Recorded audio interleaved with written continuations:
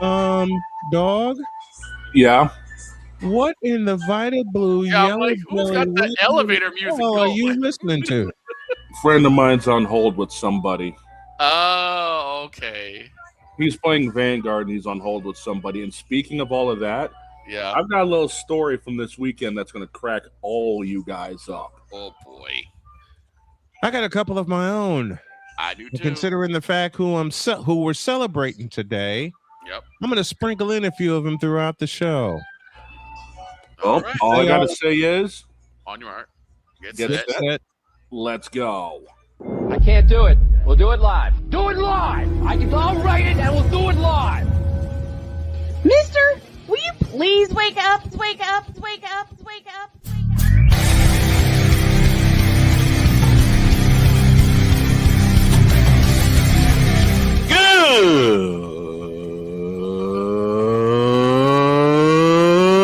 Good morning!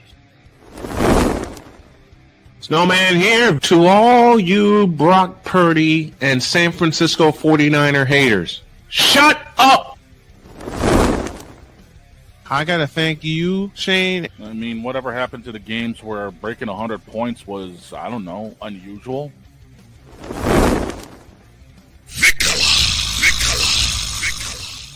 There was one word to sum up the All-Star weekend. Trays. Cause we take this job so serious. Splash Brothers, yes. Ray Allen, replace him with Steve Kerr. Reggie Miller, yeah.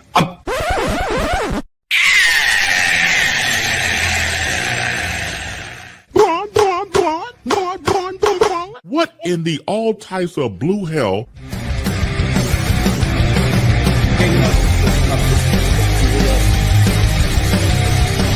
Oh yeah! Let's go!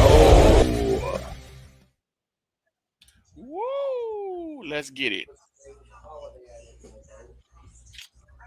Happy birthday, my love.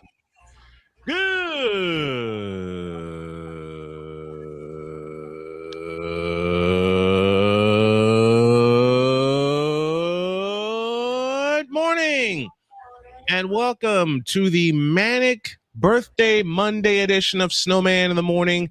Glad to have y'all with us.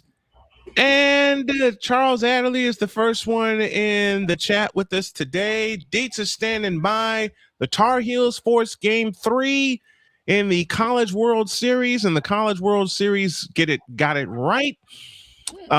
We got World Cup stuff to talk about. I'm going to yell at my Chicago White Sox and praise them at the same time during hour 3. Jay Spivey joins us at the bottom of this hour. All right. But there was someone we need to celebrate today. Right. And that someone's my beautiful wife, Jodi, because it is her birthday today. Mm-hmm. Happy birthday to the legendary Dr. K. And we're going to have fun. Okay. I'm going to share a few stories of her picking at me and me picking at her throughout the course of the show today. Mm-hmm. But I'm going to share a story that Victor and I were talking about before we came on the air. Okay. And it involves one Christopher Dietz. And I'm going to get him for this. I'm going to get him for this. Oh, boy. We were chatting one night off the air. I'm half asleep here in the office. I'm half asleep. I don't know what the hell they're talking about. Then the subject of NBA free agency comes up. Mm-hmm. Then the subject of, God help me, LeBron comes up. Oh, God, that's already ruined. I know. And Chris Dietz utters a line. And Dietz utters a line where, like I said, I'm half asleep. Mm-hmm. And I hear, Snowman, sorry, but not sorry. But LeBron's going to play with the Warriors. And I sat straight up. Like Undertaker. Dong. Right? I sat straight up. Oh, what? And Dietz repeated his line. He said, sorry, not sorry. Don't be surprised if this happens. My immediate response was, if that happens, I quit. If that happens, I ain't even got a horse in the pony show, and I'd quit. I quit. I quit. And y'all know how I feel. I'm old school to my heart. I mean, Vicola decides to troll me. Yes, I did. Use a troll. Immediately. I was definitely being a troll. I don't cap. There's no lie to be found. There's no lie to be found. And Victor texts me and says, hold on, let me do this right and pay homage to the mad scientist himself. Yeah. Victor texted me and said, quote, you can't quit. Think of the narratives. Yep. Close quote. Close trollish quote.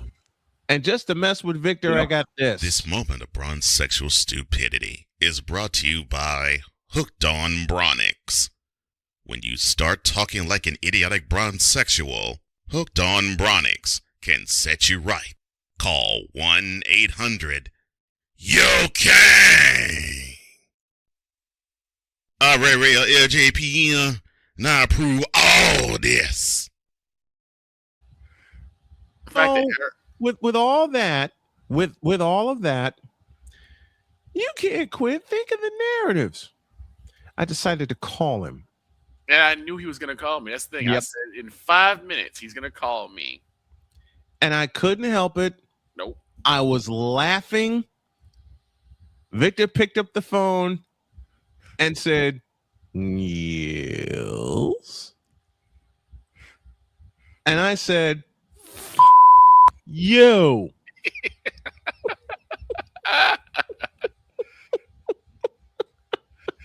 All right. We then went and laughed for the next 40 minutes.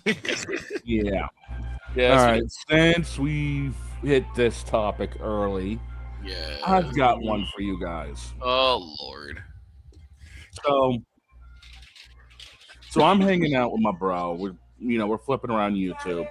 Okay. Right. And I landed on something on YouTube, the top 30 Brock Lesnar segments.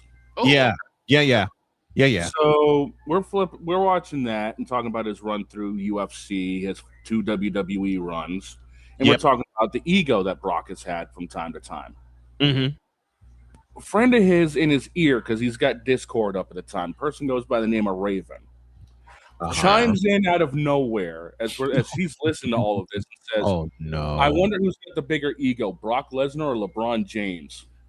LeBron James easily. I fell out. LeBron James easily. It's not even close. It ain't even close. At least Brock Lesnar's got a spine. Exactly. Oh my! Sometimes I wonder where he has Paul Heyman talking shit for him all the time.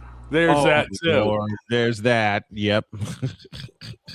But yeah, that happened this weekend throughout everything else I was doing. Mm-hmm. So yeah, I'll get to all of that in hour 2, including the father reaming the Red Sox. Yeah, that'll all be in hour 2. Like I said, Jay Spivey's at the bottom of this hour. Yep. And since it's my honey's birthday today, we're gonna have a laugh at her expense. Oh dear. Okay. Now, I will also say there is a possibility there will not be a Fever broadcast tonight because we're planning to go out to dinner. Fair enough. Very good reason. It's my honey's birthday. But I came to bed late one night and I can't see. I'm blind as a bat. And I didn't realize that not only was my wife in the bed, but so was Winnie. Oh no.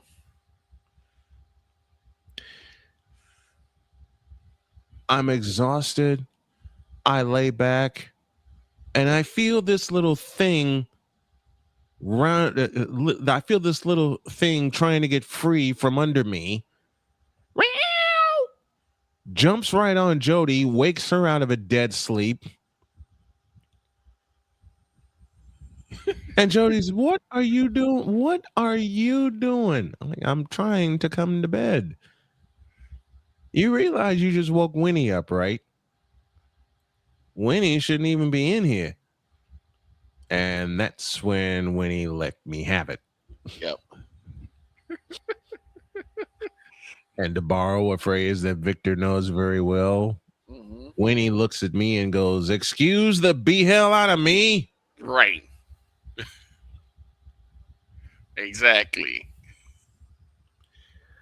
I laid down, went to sleep, woke up, and the next thing I know, there's a fur ball on my chest and another fur ball at my feet.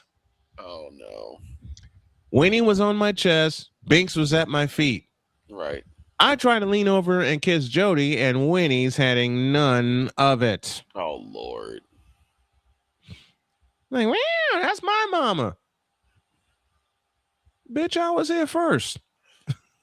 Oh, okay. I got to address this from Mr. Hernandez. No, we're not. No, we're not. I have to. If KD really said that, that's sour grapes. If KD really said any of that, because I don't know where that came from. Oh, I just read the comment. Let me put this to rest. Damian, shut up. Because the Warriors won with KD. Right. And they won two. Let me put it this way, Damian Hernandez. Damian's not saying that he agrees. He's just asking our opinions on it. Oh, well, I ain't got one. I got one, and I'll put it to rest. Kevin Durant, you a bitch. Exactly. The thing is KD had been chasing rings since he left OKC. Mm-hmm. And he admitted as such. I said it in an old intro. Dear Kevin Durant, you should have never left California. He was never going to be the man in Golden State. Because that was Steph's team. Yes. That was Steph's team. That's why he left to go to Brooklyn, because he thought he could be the man there. And then Giannis showed up. And then James Harden showed up. You mean Kyrie? And James Harden took Kyrie to Herbal Tea. Tyrita Herbal. Yeah. Do you really want to be the man of the Brooklyn mess in the Shadow Realm? Exactly. Let's take a break. When you all get back, the College World Series is all of that and then some. There is a third game to be decided. And depending on what time we get back from dinner, I might put the headset on, but then again, you might not. It's my honey's birthday. Back in the deuce. This is Snowman in the Morning. The original Think Drink is back. Level up with proven ingredients formulated to crush your competition. No gimmicks, no jitters, no messing around. Just high-potency results that keep you moving day or night.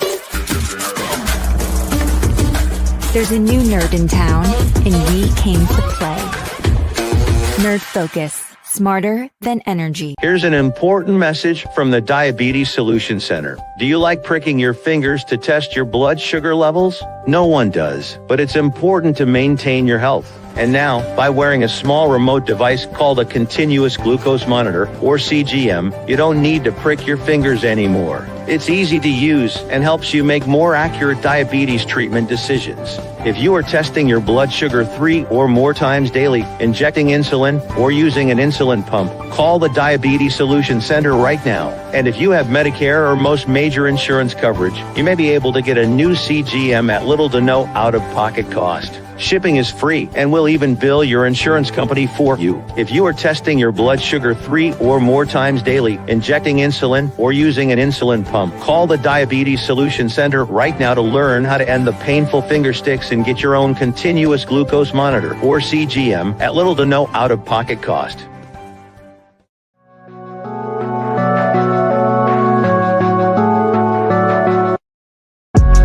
TED Talk, but I don't have anything to talk about yet. I'm getting there. Life is for the living. We're not here that long. You can learn anything you want to learn without any money spent. What do I really enjoy? What do I really want out of life?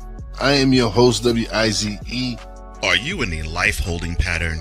Well, this is for you. Welcome to the Stuck in My Mind podcast. Live every Monday, Tuesday, and Wednesday at 4 p.m. Central.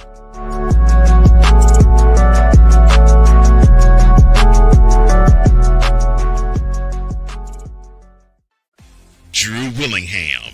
In this case, yeah, you put the blame on Kyle Shanahan for apparently not preparing the team enough for the overtime rules, supposedly.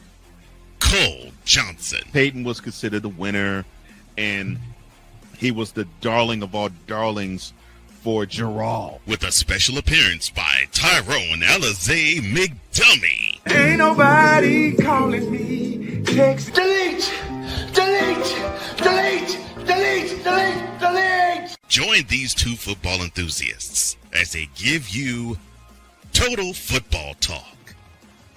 Live every Monday at 4 p.m. Eastern, 3 p.m. Central on the Sertoba Media and the Comey Media YouTube channels.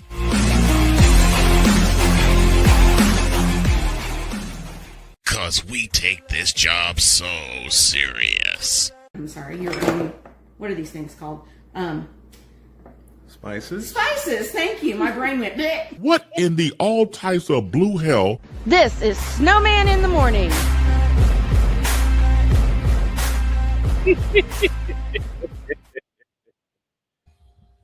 That will return this fall. And a lot of laughs to come with it. It's the Monday edition of Snowman in the Morning as we celebrate the beautiful Dr. K's birthday today, 18 after the hour, and it's time to get totally dates. Passionate. Come after me! I'm a man! I'm 40! Unflinching. Let's go back to losing. Parking was easier. Unrelenting. They're not gonna keep him off the field tonight! Totally. This one has a chance! Dates.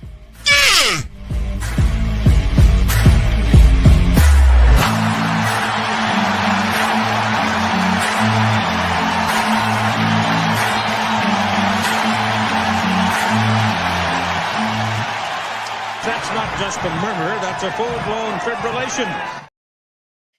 The man behind in his 9th year with the program, the man who caused me to say, don't get me thrown out of Starbucks, please. The man behind such gems as put someone in the middle of the blank field, and Kansas doing Kansas things. They're shooting three-pointers instead of throwing touchdowns. That's my brother Chris Dietz. That is our brother.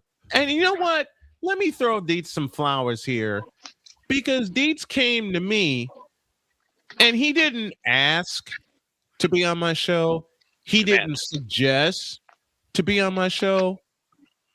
As he demanded the Cowboys to put somebody in the middle of the doggone field, he said, Snowman, you need to put me on your show, especially for football. Well, he's ridden shotgun with us for football, for basketball, for baseball, because he's a Mets fan and any kind of crazy sports stories. So, Dietz, thank you, brother, for riding with us for the past 8 years. Looking forward to season 9 with this as football's right around the corner. And my man, this show wouldn't be where it is without you. And I mean every single word of that, my friend. Thank you to Brian. I mean, like you said, y'all didn't have to put me on. I just kind of got my way in, and as always, I ain't leaving. Good. You better not. Get my foot in the door, and I ain't leaving. That's how it goes.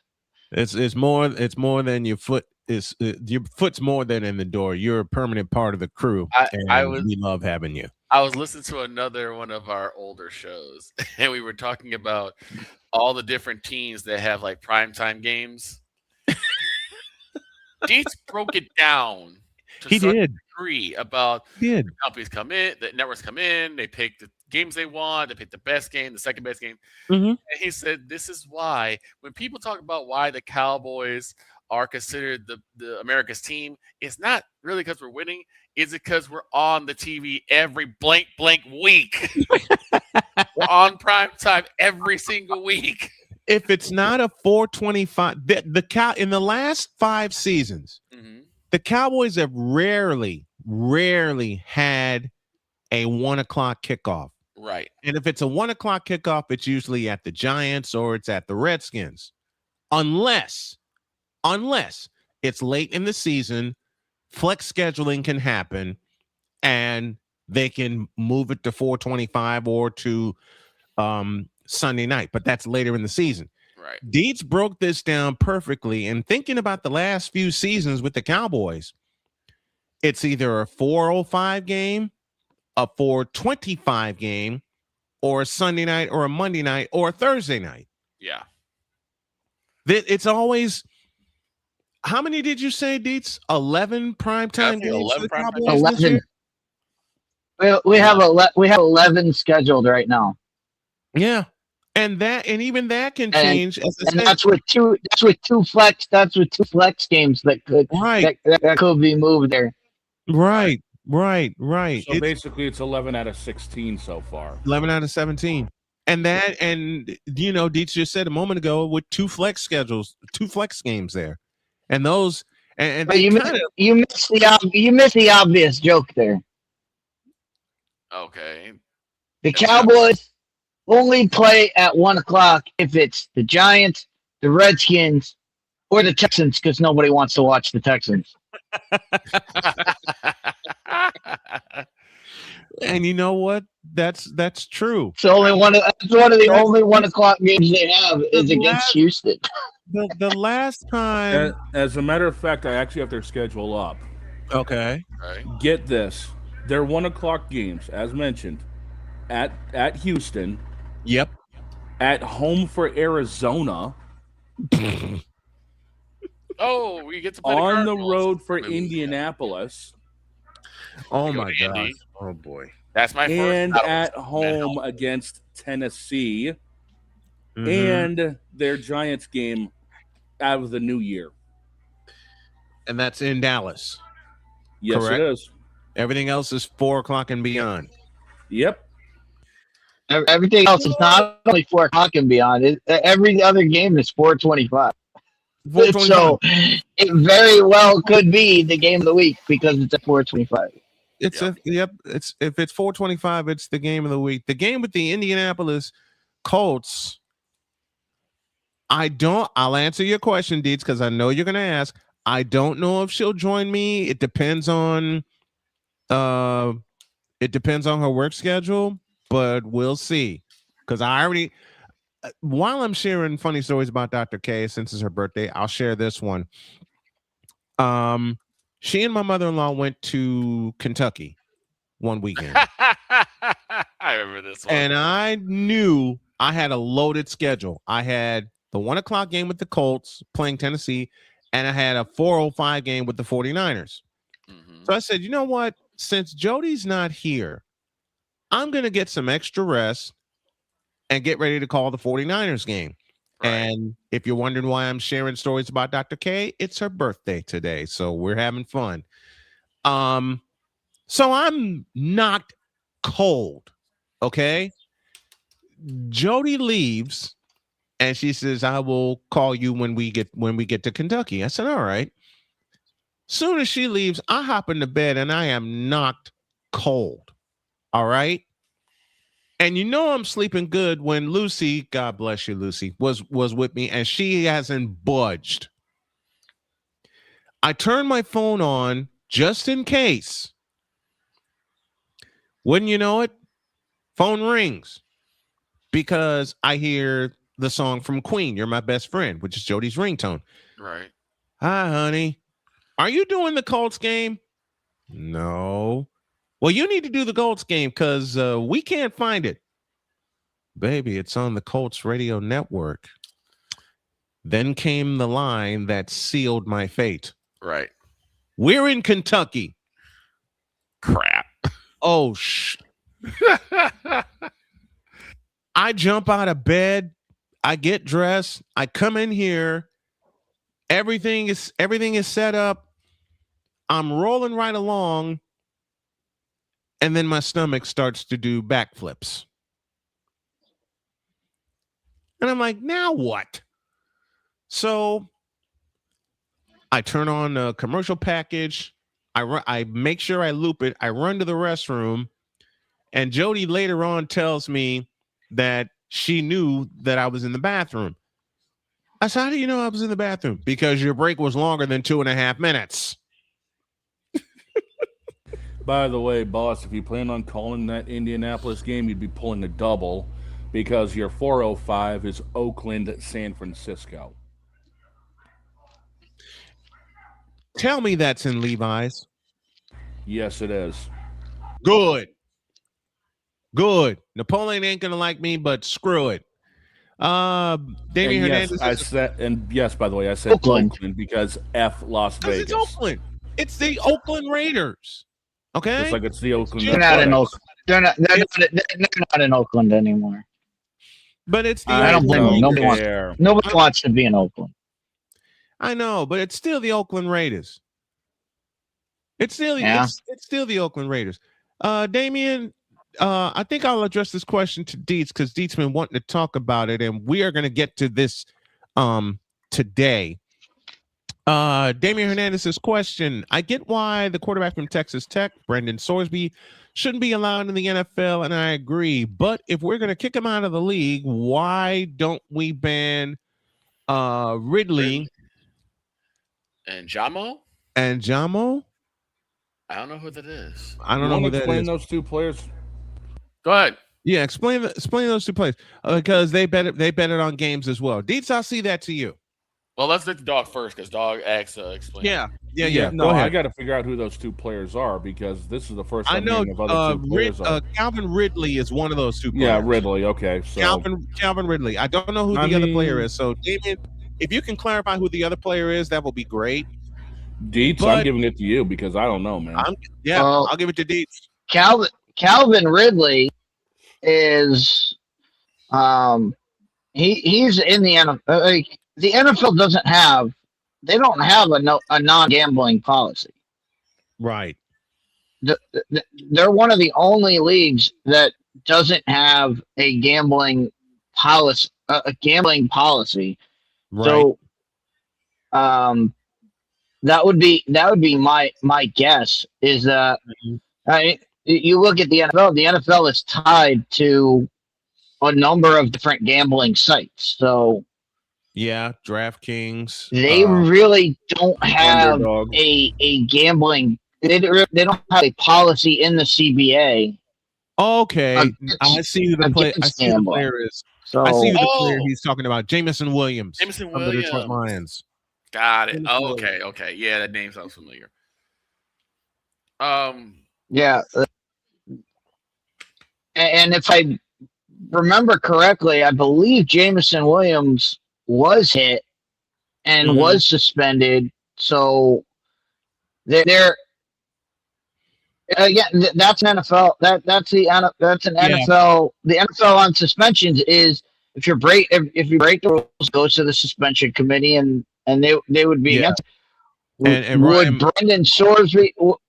First off, Brendan Sorsby is not an NFL player right now, right? Unless he gets picked up in the supplemental draft, and then once he's picked up, then he is subject to the NFL rules committee, and you can't. The NFL can't suspend him for something he did in college. That's right.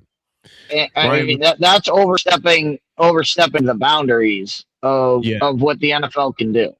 Like if he bets on games while he's an NFL player, that's an NFL issue. That if he's doing that while he's on an NFL roster, that's for the NFL to decide if they want to do anything with it.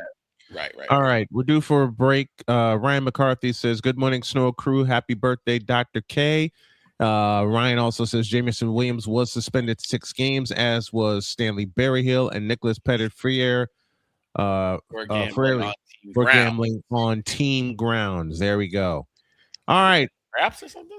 Let's take a break.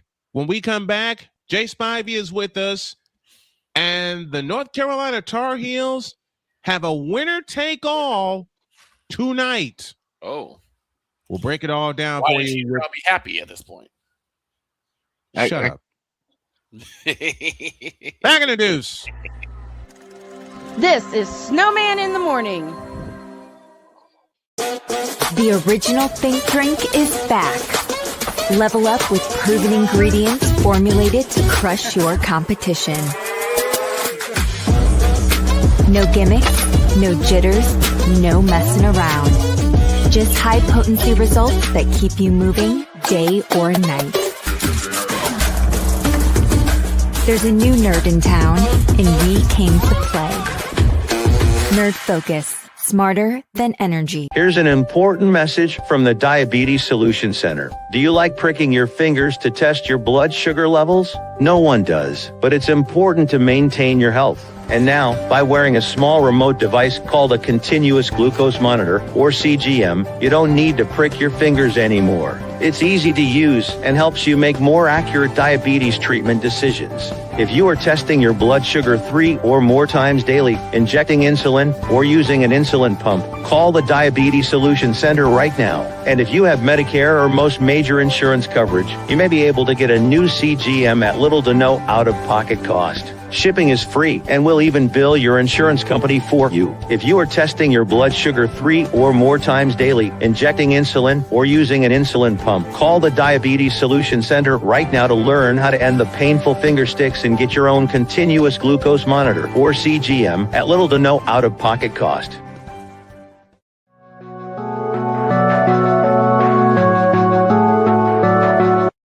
I want to do a TED Talk, but I don't have anything to talk about yet. I'm getting there. Life is for the living. We're not here that long. You can learn anything you want to learn without any money spent. What do I really enjoy? What do I really want out of life?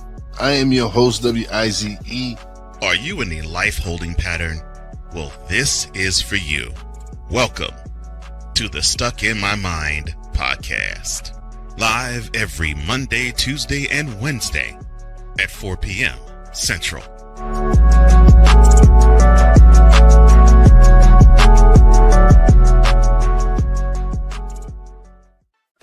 Drew Willingham. In this case, yeah, you put the blame on Kyle Shanahan for apparently not preparing the team enough for the overtime rules, supposedly.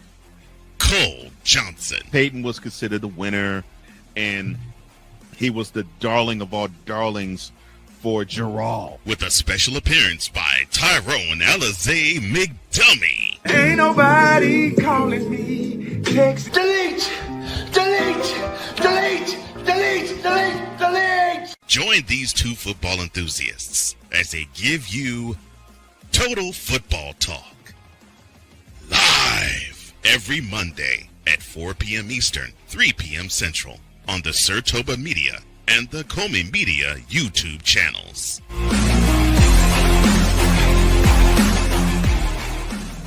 Cause we take this job so serious. I'm sorry, you're in, what are these things called? Spices? Spices, thank you. My brain went bleh. What in the all types of blue hell? This is Snowman in the Morning. Yeah, that sounds about right. That sounds about right for us. You know, with that elevator music again. Yeah, well, it's better listening to that than all the people down in North Carolina harping about things, because at least they got something to cheer about, since Chapel Bill now ain't doing jack with their football team. I mean, No, but they say their UNC, so I'm going to say they just... but their baseball team is doing something, and we're going to Yes, talk they about are. it right now. Wait,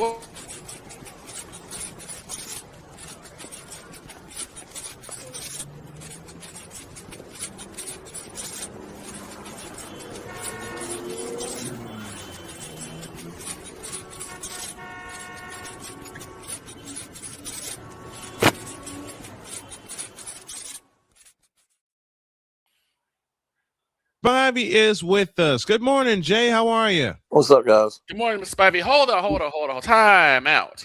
What? We're talking baseball? Actually, you know nobody talks about baseball? I'm looking forward to talking about baseball, but if you guys don't mind, I'd like to correct something you guys were just talking about. I overheard what you were talking about. Go ahead. About the suspension. Yep. That's not true. Terrell Pryor was suspended by the NFL, which carried over from Ohio State. He got a 5-game suspension in 2011. Okay. So it can happen. It's already been. It's not unprecedented if Sorsby is punished. Okay. Gotcha. Okay. Ryan McCarthy says, "Wait, we're talking baseball, not just any baseball, but college baseball." Yes, we are. It's winner take all tonight. Winner take all. 7 p.m. Omaha, Nebraska, Oklahoma, and North Carolina for the national championship on the 4-letter network. On the 4-letter network. Yeah. Let me say that again.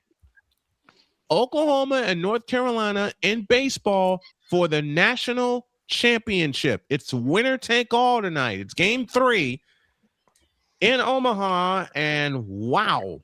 I have to ask Mr. Spivey something. Was there a big celebration after the Stanley Cup with the Canes? Well, yes, but and this to me is a huge mistake. They waited entirely too long to do it. Okay, because I was like, they did it. They had it on Saturday to avoid traffic with people doing in businesses on earlier in the week, which to me is ridiculous. It is ridiculous. I mean, New York didn't do that. They did theirs on Thursday. They did. From what I heard, New York was somehow a madhouse. And somehow New York is still standing. That's when you should do it. Don't wait till Saturday. Man, when the Bulls won their championship, it was 48 hours before they celebrated. 48 hours, yeah. I mean, it was almost a full week. That's I think they use traffic. I think they use traffic as a cover. Mm-hmm. I didn't think they wanted to go. They didn't want to go up against the coverage of the Knicks parade. Well, that's just my opinion. You could have done that any other day, but Thursday. You don't have to wait till Saturday. You could have done it Friday. You could have done it Wednesday. You could have done it Friday. Friday would have been the best. Would have been the best day to do it. End of the week.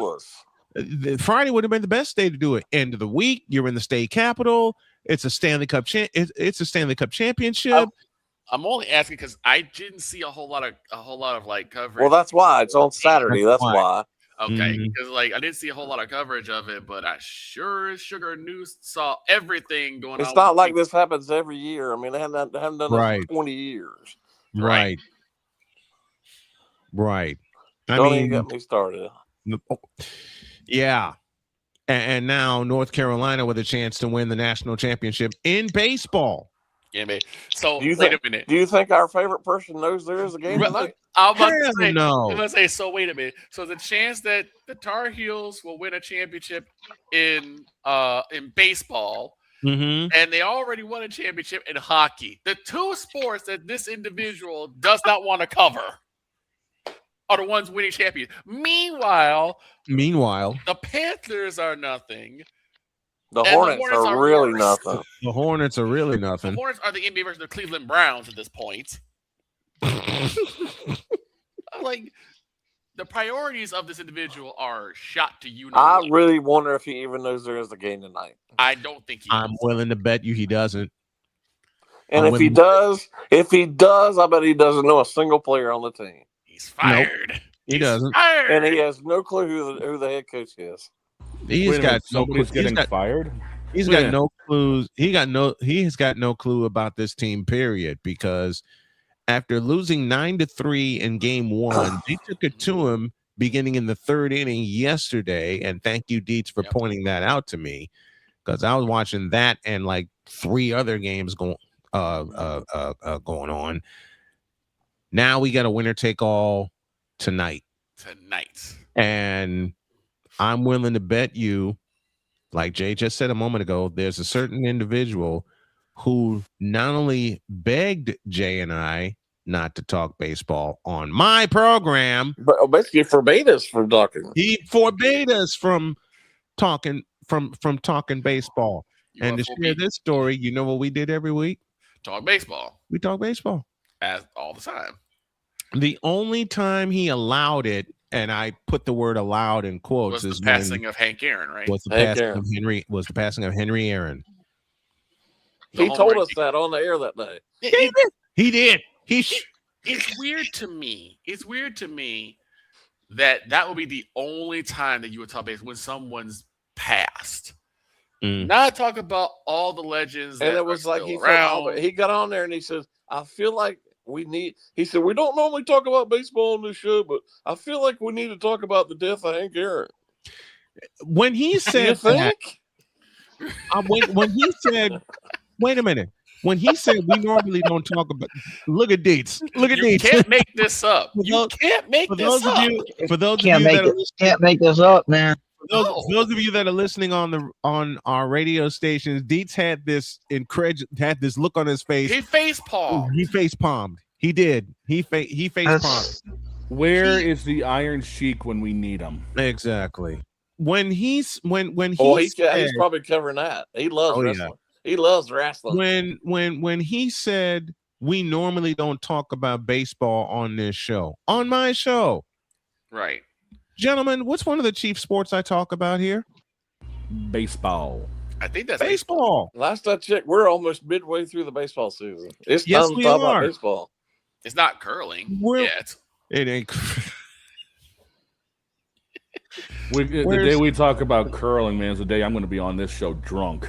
We already have. And look, the late curling great was big. Yeah, the late great Alvin curling is actually really popular. The late great Alvin Washington got me hooked on curling. Okay, I did with a popular statement, which we were in Chicago State studio one day with a statement that had all of us cracking up. Right, because we spent a few minutes talking about curling, and then all of a sudden we come back from a break, and all I hear Vinny say is, "Because in the end, it all comes back to curling." Listen, if nobody cared about curling, do you think NBC/USA would show curling all day, all long during the Olympics? No. Right. No, people care about it. Right. Well, in Canada and the northern part of the U.S., it's huge. Mm-hmm. It's like Minnesota, it's huge. It is. I'm just always like mystified by this individual that y'all talk about, because I'm thinking to myself, the two sports that he does not cover, teams have won championships. Not only that, the two sports he does not cover, we do.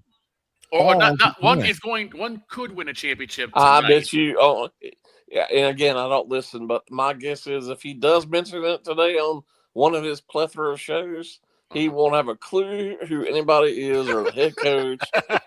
And if he does mention it, it'll be a very short mention. It'll be something probably about the Hornets draft tomorrow or something. Oh, Lord. The Hornets draft.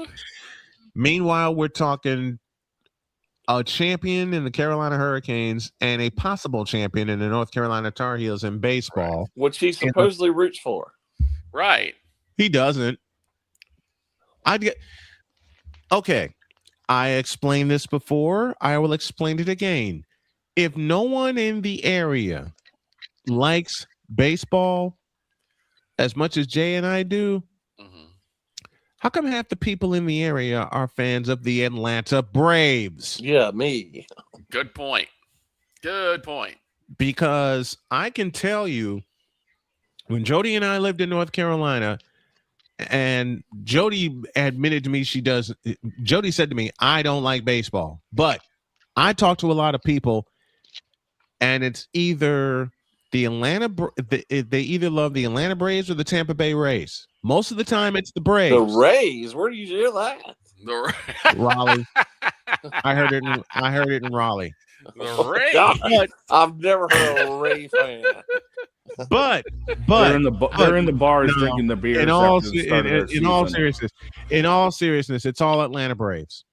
It's all Atlanta. It's all Atlanta Braves. I'm pretty sure I've said it before with Mr. Spivey and Toe, but I'm still always mystified why there is not a MLB team in North Carolina. Well, they're trying to fight for it now, but I still don't think they're going to get one. They're not. I think it's going to be Nashville and somewhere else, but yeah, Nashville is almost guaranteed to get one, apparently. Yep. Nashville's getting one. I'm surprised the fervor for Montreal has died down. Now, like I told y'all last week, North Carolina is very close to the 8th largest state in the country. It's ridiculous. Yep. We don't have a Major League Baseball. And they don't have a baseball. And they don't have a baseball team. There's definitely a big market, a big interest for baseball there. There is. Especially you have Wake Forest. You now have UNC who could possibly win tonight. Apparently, if we did get one, it would go to Raleigh because they seem to be the one pushing hardest. However, I think it would be better in Charlotte. It would be. I think in Charlotte. It would be great in Charlotte. The owner of the Hurricanes is pushing hard for it. Mm-hmm. But I mean, that's great. If it does go to Raleigh, that's fine. But I just think it'd be better in Charlotte. Yeah. I think, they're definitely. The Major Leagues are going to definitely add 2 more teams in probably the next year or 2. Yeah, one should be in Carolina. I agree, but it looks like one's going to be in Nashville, and the other is probably going to be in like Portland actually, the leading choice I heard is actually other than Nashville, I believe the top choices is Salt Lake City. Well, with the success of the Utah Mammoth, they're pushing hard. They're pushing hard. With the success, with the success of the Utah Mammoth, I can see it. Yeah, like Utah could work. I can see it. I'm not sold on Portland. I'm not either. I'm not either. Nashville, yeah, I can see it, but Nashville and Salt Lake, I believe, are the leading candidates right now. Mm-hmm. Wow. And then you got the A's that are moving to Vegas. Just to anger that individual. I hope there's a I hope they can get this stadium. They are definitely building this dome in Vegas. But if y'all paid attention to the A's playing in Vegas last week, it was home run derby. Oh yeah, it was. So hopefully the stadium can mitigate that somewhat. But wow, I don't want to see 15, 12 games every day. Right. I don't want to see that either. I want to see some pitching duels. The first position I ever played when I played baseball, I was a pitcher. Same. And if y'all, I'm kind of biased here, but former Wake Forest player Nick Kurtz, who is just tearing up for the A's. Oh right man, now. I love Kurtz. Yeah. I love Nick Kurtz. And then on that same team, Chase Burns, who's now pitching for the Reds. Mm-hmm. Somehow that Wake Forest team did not get out of the first round of the NCAA tournament. I know. Wow. I know. And the thing 3 years ago, they were an eyelash away from playing for the national championship. Yep, they were. But they got Paul Skeens. Mm-hmm. I mean, it was an 11-inning classic. LSU wound up winning that game at the bottom of the 11th inning, 2-0, and it was a walk-off home run that did it. And would have played Florida in the championship. Yep, they would have played Florida in the national championship series. This one tonight. Mm-hmm. What is the? I'll go ahead and ask. What's the attitude, Jay, around that area for the baseball Tar Heels and what they're playing for tonight? I bet you if you went on the street, even if you ask a quote unquote Carolina fan, I bet you most of them don't even know they're playing tonight because Carolina is so almost all a basketball team. I'll ask they this don't question. care. I just don't understand that mentality. I'll ask this question. Is there a Duke baseball team? Yeah. Yes. Are they playing the UNC Tar Heels? No. That's probably why. I mean, this Carolina team is good. I mean, they are. Oh yeah, I mean, I'm certain they are. Their offense, but this is the their offense is their offense is awesome. One of their players who's probably going to pitch at some point tonight is from right up the road here in what it's called Pilot Mountain, which is, if you guys have seen the Andy Griffith show, they always said Mount Pilot, which is based on Pilot Mountain. Yeah. So there's a kid 25 miles up the road here from Pilot Mountain who's probably going to pitch tonight at some point. Wow. I mean, I've never. There's a pitcher that North Carolina has, and I'm blanking on his name. They are undefeated whenever he pitches. Yeah, he pitched yesterday. I can't. Oh, yep, was that 29 Glauber. Yeah, that's right. Glauber. That's right. Again? That's right. It's Glauber. Glauber. Cade Glauber. Cade Glauber. I was just going to ask, hey, how quick is the hook? How quick is the hook to get to Cade? It's the hook's going to be quick tonight. Now, whether it's get to Kane pitched a long time yesterday, so I wouldn't think he could go very long tonight, but he's going to pitch at some point. I was going to say, I've never heard of a fan base that says, we don't care about winning championships. Did we beat our rival? Well, to me, I mean, if you're a fan of such and such school, root for them in every sport. Exactly. True. That is true. Exactly. That's me with my Northwestern Wildcats. No matter what sport. We were the same thing with Illinois. We were the same with Chicago State. And I'm biased when it comes to NU because I've covered all 3 major sports at Northwestern. Yep. I did. I've done a game at their baseball diamond. Yep. Of course, I lived in Welsh Ryan Arena, and I lived for a while at Ryan Field. Yep. Will you be going to their new stadium? Hell yeah, I am. I got my request in now. And besides, there's a very dear friend of mine who just happens to be their radio voice, Dave Ennett. So yeah, we were the same way with Charlotte State. We were big for their basketball team, their baseball team, their volleyball team. Volleyball team. You know what? Surprised they didn't have a football team. Jay told a story where during a holiday tournament, he was there entrenched, ready to go, covering the game. This past December. holiday. Yep. Just this past December. Said individual tried to park his equipment on Jay's table. He was late, by the way. He was very late. Very late. Second quarter late. He showed up almost at halftime. Yeah. And I believe there was a game before my game, and I believe he was supposed to cover that game too. He didn't show up for that one. He showed up to the wrong gym, was what I heard. He went to the wrong high school. How?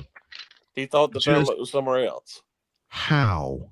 Well, again, if he would have shown up to the luncheon that I went to, he would have known that. Now I'm face palming. How in the world do you get that wrong? Well, again, if he would have shown up for that luncheon, they would have known that. Yep. But okay, let me play a little bit of a scenario here. Let's say something big came up, he can't make it to the luncheon, right? Let's just say, for sake of argument, there had to have been somebody, the director of the tournament, anybody he could have called and said, "Where is this being held at?" Pretty much for everything that I cover, I will either call the athletic director or somebody, or the PR representative to make sure I have a spot. And you know why that is, Mr. So Spivey? he could have called or texted somebody. You know why that is, Mr. Spivey? Because you are a professional. You I've been doing this for a long time. Exactmundo. Same thing that Snowman would do. I've seen him do it. This is I'm now in my 31st year doing this. I think I know what I'm doing. Right. I think I have a little bit of clue to that. I know what I'm doing since this will be my 31st year doing this. This mogul, this titan of sports media industry, in the triad, mind you. In the triad. Couldn't be bothered to ask, "Excuse me, where's the gym that this game is showed up being late held at?" and expected them to roll out the carpet. He really and truly, it was obvious he wanted me to move. If he just didn't ask me, and I was not moving. Good. Again, as Heath has said often, you can't make this up. You can't make how this hard up. you try. There was only room for 2 people there, and there were the 2 reporters who had shown up on time, but were right there. Yep. Stephen King and Dean Koontz couldn't make this up. Couldn't write a funnier story. I'm reminded. It's insanity. I'm reminded of a line from the great Al Michaels. You couldn't film this scene in a movie and make it this good. No. So he went whining down to the city county athletic director, and she gave him a table on the other baseline. He went whiny and left his stuff at the table. Wait a minute. So. He does whine. He does. Apparently, it was obvious he thought he was more big time than I was. Listen, when I did the blue chip basketball league, when I lived there, as it was a drive from Henderson to Winston-Salem, and I got there at least an hour prior to tip off, and he had me do 2 games each and every time. I made a stop by the table and made sure the rosters and the lineups are correct. Correct. And I'm doing my usual. I check with the PA announcer and I ask, is this the correct starting lineup? Correct. And he says, if there's any change, we'll let you know. This guy came over to me and he said, you shouldn't talk to them. Why not? Well, you know what? One thing he does that a lot of other announcers do that they shouldn't do, real announcers will go to somebody and ask for the correct pronunciation of somebody's name. He does not. Okay. You know what? And you know what? I do that too. When because Snowman actually, like he said, if you ever find yourself confused on how to pronounce a name, always ask. Never get somebody's pronunciation of a name wrong. When I did some travel baseball, one team that we did was a team from Japan. They came from Japan. Yes. And I asked specifically, how do all these names get pronounced? Because I wanted to make sure I got them right the first time. Mm-hmm. And I had this question for Dietz. Dietz had this thing called Contenders, Pretenders, and the Detroit Lions. What would this guy be? Would he be a contender, a pretender, or a Detroit Lion? Before you answer that question, I'll go one step further. Contenders, Pretenders, Detroit Lions, or Cleveland Browns? I'll go one step further. Dietz, the floor is yours. How do you? It's still the Lions. The Lions. No matter what the Lions do, no matter how good they think they've been in the last couple of years, they're still asking to go winless. And I'm sure Snowman knows this very well. As much as they love their head coach cost them a trip to the Super Bowl. Yes. Dan Campbell. Yes. Dan. Campbell. Until you're not shaking the moniker until you get to the Super Bowl. Mr. Let's Go Game. You were on the doorstep and your own coach decided to play against you. He's a moron. Yeah. Hey, Snowman, I know you're up against time here, but I don't know if you guys just saw the big news in college basketball. Oh, Dustin May is headed to the Mavericks to be the head coach for the Mavericks. Dustin May is headed to the Mavericks. Oh boy. Which tells you that college basketball is in deep trouble. Yep. Where the college basketball keeps losing these really good coaches. Yeah. We've seen it before. I had to ask that question because just from what I've heard from you guys about this individual, there just seems to be no redeeming qualities about how they run their business or how they run a game. I will tell you, you know what, Victor? We're up against the clock here. I'll tell you a story about, I'll just save it until after the break. And we gotta get to a break. Jay Spivey is here with us every Monday at this time.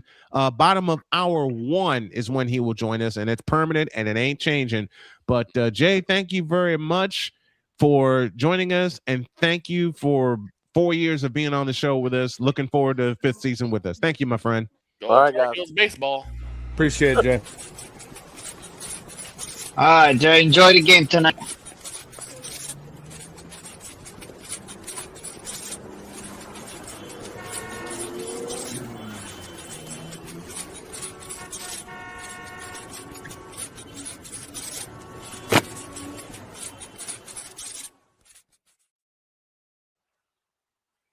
Thanks to Clark Goodlow. Yes, we are talking baseball. He says, good morning, everyone. Gina's here with us, a member of the Pure Adrenaline Sports Cruise. She says, good greetings, Mr. Snowman, and happy birthday to Miss Jodi. Have a beautiful day. And yes, we are celebrating Jodi's birthday today with a lot of laughter and a lot of fun. Coming up next, the droid will join us. But when we come back, I got a story about how I outdress our favorite mogul. And it pissed him off. Oh, dear. Back in the deuce. This is Snowman in the Morning. During bad weather, driving can become downright dangerous. What's your emergency, please? Trust Battle Vision Storm, the revolutionary glare reduction glasses that turn your sight bright during bad weather at night or during the day. Watch your ordinary vision become extraordinary. Battle Vision Storm uses light optimizing lenses that block blue rays so you see clearly in heavy rain at night or blinding snow during the day. Heavy rain, snow, sleet, or fog can make it impossible to drive. Not with Battle Vision Storm. Get your Battle Vision Storm for only $19.99. But wait, due to rising costs and supply chain shortages, this may be your last chance to get your very own at this low price. There is a strict limit of 4 Battle Vision Storm per order while supplies last. Don't wait, order now. Call 1-800-483-6319 or visit battlevisionstorm.com. So call 1-800-483-6319 now. Here's an important message from the Diabetes Solution Center. Do you like pricking your fingers to test your blood sugar levels? No one does, but it's important to maintain your health. And now, by wearing a small remote device called a continuous glucose monitor, or CGM, you don't need to prick your fingers anymore. It's easy to use and helps you make more accurate diabetes treatment decisions. If you are testing your blood sugar 3 or more times daily, injecting insulin, or using an insulin pump, call the Diabetes Solution Center right now. And if you have Medicare or most major insurance coverage, you may be able to get a new CGM at little to no out-of-pocket cost. Shipping is free, and we'll even bill your insurance company for you. If you are testing your blood sugar 3 or more times daily, injecting insulin, or using an insulin pump, call the Diabetes Solution Center right now to learn how to end the painful finger sticks and get your own continuous glucose monitor, or CGM, at little to no out-of-pocket cost.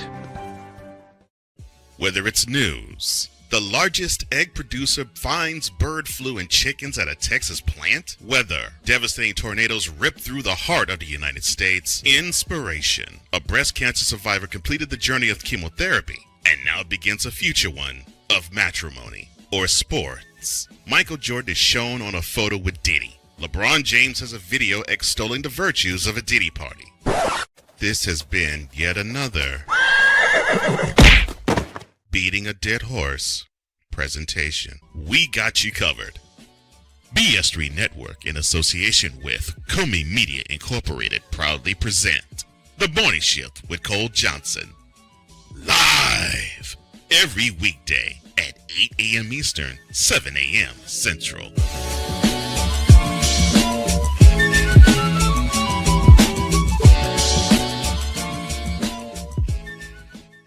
Because we take this job so serious. And Father O'Shaughnessy need to go to hell. That's what he needs.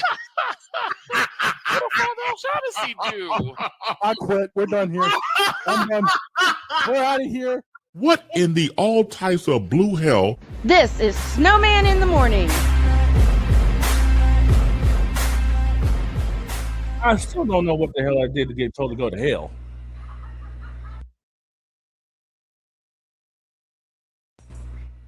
Mooted. Father O'Shaughnessy.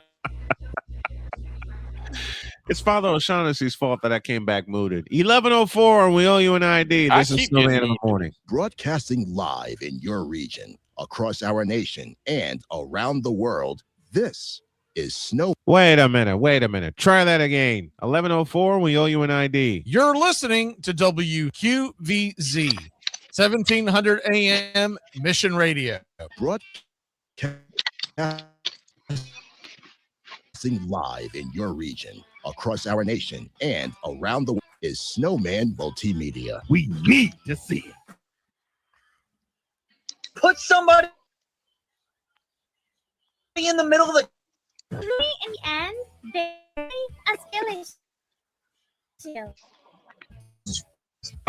You face you thirsty bitches. Now get out of my face, you thirsty bitches. Now get the hell out of my face, you thirsty bitches. Oh boy, the crazy things we go through here. Somebody's waiting to get in. Let him in. I don't have his intro, so I'll just let him in There he is. right here. What's up, crazy? What's up, crazy hair? Ladies and gentlemen, Groucho Marx. Use the drum. Use a droid. Droid! Use a droid. Droid! Use a droid. I said that. Use a droid. Shut up. The man who will be selling bologna sandwiches in the form of heroes and called the Justin Field special, Mr. Droid. That's wrong. And he's muted. Muted. He is. New one. That's a new one. Oh gosh. Wow. Just Hour wow. Hour 2 has now gone downstairs and out the basement door. Yeah, it went through this. It went through the doggone storm cellar, dude. Come on. What's the news? So we have a player on the Florida Panthers named Matthew Tkachuk. He has a brother on the Brady. Ottawa Senators. Brady Tkachuk. No, he ain't on the Senators no more. Nope. He's a Panther. Let me tell you exactly what we sent to Ottawa. Who cares? And everybody will be like, "That's what you said. That The you Dukes said of that. You said that to Ottawa for Brady Tkachuk. Are you serious? Are you serious right now? You gotta be kidding me! You gotta be kidding me!" Wait. Is first Tony round Soprano picks. a Panthers fan? You gotta be kidding me! When you sent Brady Tkachuk to the Panthers for 3 first-round picks in a second, why? I'm sorry. Who the hell let this Whoa. Time. Halt. Hold the phone. Stop. Penalty flag on the field. Ottawa sent what? 3 first-round picks and a second-round pick Okay. for Brady Tkachuk. Tkachuk. I was like, when did Tony Soprano become a Florida Panthers fan? Like I said, Since the Rangers couldn't win a cup. 3 first-round picks and a second. And I'm sorry I don't have the graphic ready. I thought about it, but then I slept all weekend. For Brady Tkachuk. Well, we don't know if he's a bad player. Is a 2026 first-round pick, the 9th overall. The 2026 first-round pick, the 25th overall we received from Seattle after we traded away Mackie Samoskevich to Seattle. 2027 second-round pick and a 2029 first-round pick conditional, which is top 10 protected. For Brady Tkachuk. Is he? But he's a good player. He's the star player for the Ottawa Senators now in Florida. He was the captain in Ottawa. So then we can't use that then. Captain in Can't Ottawa. use that then for Brady Tkachuk. Like, yes, for Brady Tkachuk, yes. We can, but we know we mean it in a great way. Right. Because Brady Tkachuk was, as Joy just mentioned, he was their captain. He was their captain.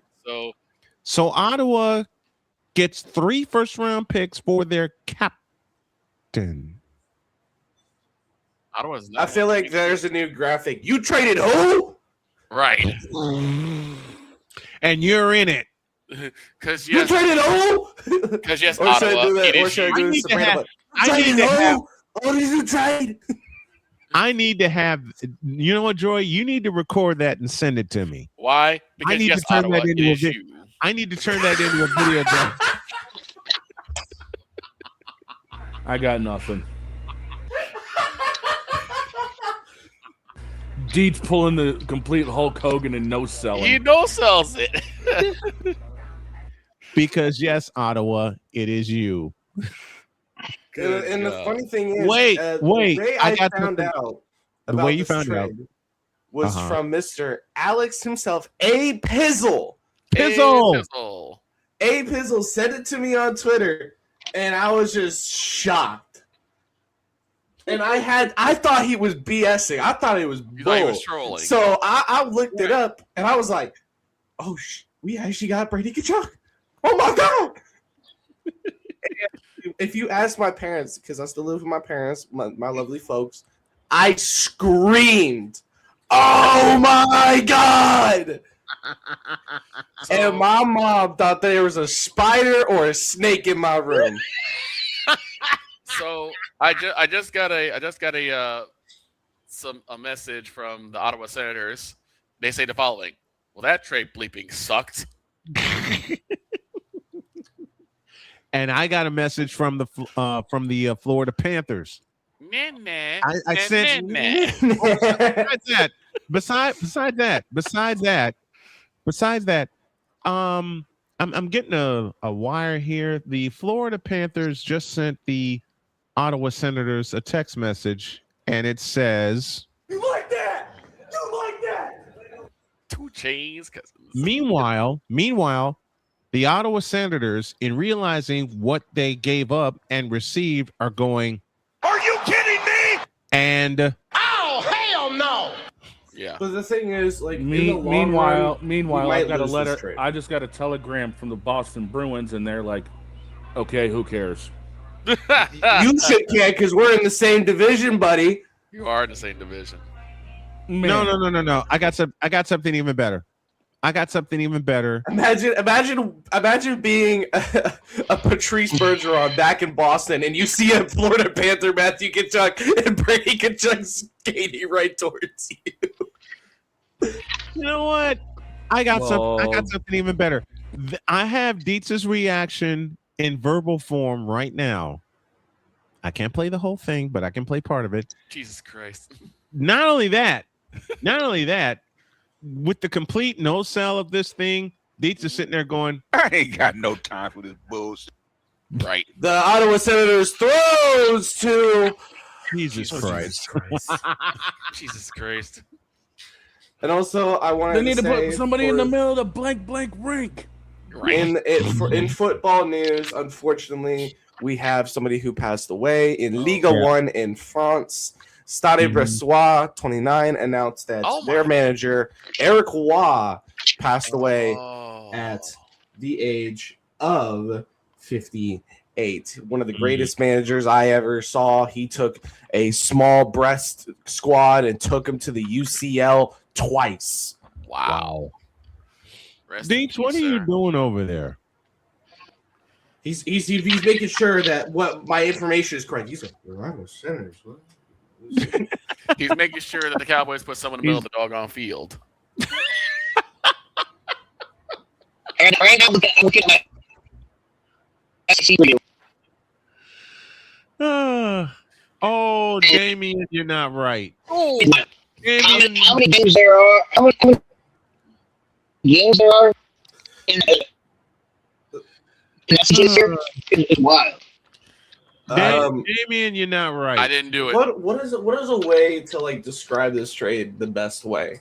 Like how could I put it in NBA terms? It's like Tyrese Halliburton to the San Antonio Spurs. It's like Golden State trading for LeBron James. Oh hell no! No. No. Snowman knows why I said 15 yards. Snowman knows why I said that. They don't have to trade for LeBron James. LeBron James can just. LeBron James is a free agent. He can just sign there. 15-yard penalty, Victor. Go back.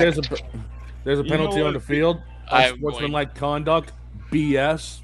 I'm going to get hit by Snowman. Unsportsmanlike conduct and unnecessary roughness. Okay, I mean Victor Lock, number 25. 20-yard penalty. Go back. 20-yard penalty. He said 20-yard penalty. He didn't say 15. He said 20. 20. Victor's going to get hit with a couch. It's been predicted. Couch company. It's been predicted by more than one. It's been predicted by more than one basketball analyst. Oh goodness. I also want to bring attention to a couple of World Cup things before I get on out of here because I'm looking at my woman and she wants me getting back in bed. So all types of blue hell. Okay. The world, and as of Friday, because I wasn't here Friday, obviously I was tired and wanted to go to work. On Friday, Paraguay beat Turkey 1-0. Brazil beat Haiti 3-0. Morocco beat Scotland 1-0. And then the United States of America took down the Socceroos, Australia 2-0 on Friday. Wow. And they're in the knockout round. What was that team again? Scotland. Me. What's up, MacDoc? Right. And then on Saturday, the Netherlands played Sweden, destroyed them 5-1. Oh my Germany God. with a comeback win over Cote d'Ivoire. Cote d'Ivoire took a lead early in the game in the 30th minute and held on to that until the 68th minute when Undav scored twice in the 68th and stoppage time. Curacao took their first point in the FIFA World Cup, drawing with Ecuador, and this game was in Kansas City. And then Japan made quick work of Tunisia 4-0, making Tunisia eliminated from the knockout stages. Wow. Last night, Spain destroyed Saudi Arabia. Iran drew with Belgium. Cabo Verde took another point in their group, drawing Uruguay. So 2 points for them. Uruguay also has 2 points. They will go their ranking in the groups will go based off of their FIFA rankings. So Uruguay is obviously going to be ahead of Cabo Verde because Cape Verde, is high up. And Egypt took down the Islanders, aka New Zealand, 3-1 goals from Trezeguet, Salah, and Zico, and Sherman from Tim Payne. And today, you got Austria and Argentina. Messi hopefully looking to break the goal record, most goals scored by an individual in multiple World Cups combined. Iraq plays France. Senegal plays Norway. And the Algerians, the people who have taken over the city of Lawrence, Kansas, and we love them for it, plays Jordan, and that's going to be at 10 p.m. Wow, that's late. Yeah, I did a soccer match once in the rain. In the rain.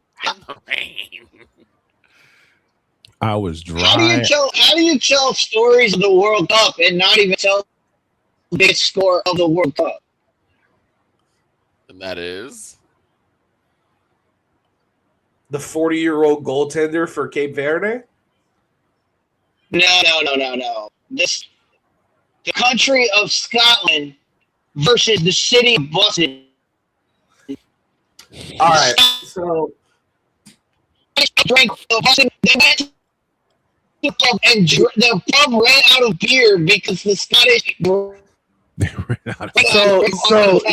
So this is what Dees is talking about. Basically, the Scots came to Boston because I believe that's where they have their base camp, and they drank the entire city of Boston dry of beer. And I am not kidding. I am not joking. You can ask Shane or two. They drank the city of Boston dry of everything except Budweiser. Okay. Oh my God. Okay, so I need to remind it. I don't know if this was The Simpsons or if this was. Hold it. Time. They drank the city of Boston dry. I have to hold on. Wow. I don't know if it's Simpsons. Damien, shut up. I appreciate it because I love Bob Ross. Oh, does he? There's only one thing you can say. There's only one thing you can say after that statement. The Scottish drank Boston dry. So we make just nice That's it, man. That's Scottish doing Scotland things, man. Right. And then also the Scots also attended a Boston Red Sox game against the Texas Rangers in Texas. Not in Texas, in Boston. In Boston.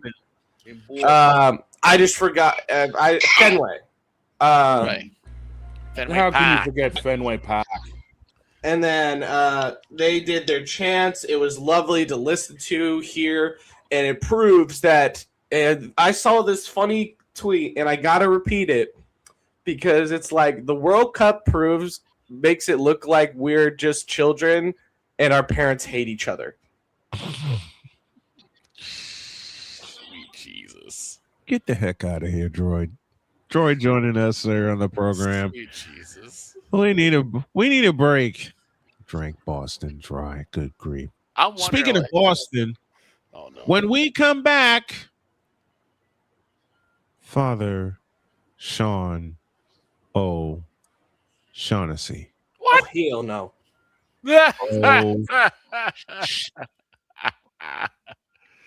In a deuce.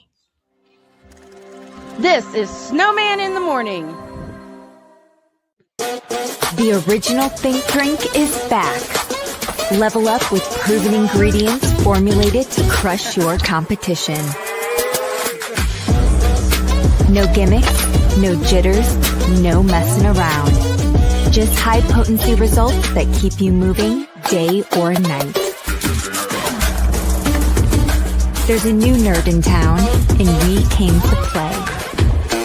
Nerd Focus. Smarter than energy. Here's an important message from the Diabetes Solution Center. Do you like pricking your fingers to test your blood sugar levels? No one does, but it's important to maintain your health. And now, by wearing a small remote device called a continuous glucose monitor, or CGM, you don't need to prick your fingers anymore. It's easy to use and helps you make more accurate diabetes treatment decisions. If you are testing your blood sugar 3 or more times daily, injecting insulin, or using an insulin pump, call the Diabetes Solution Center right now. And if you have Medicare or most major insurance coverage, you may be able to get a new CGM at little to no out-of-pocket cost. Shipping is free, and we'll even bill your insurance company for you. If you are testing your blood sugar 3 or more times daily, injecting insulin, or using an insulin pump, call the Diabetes Solution Center right now to learn how to end the painful finger sticks and get your own continuous glucose monitor, or CGM, at little to no out-of-pocket cost.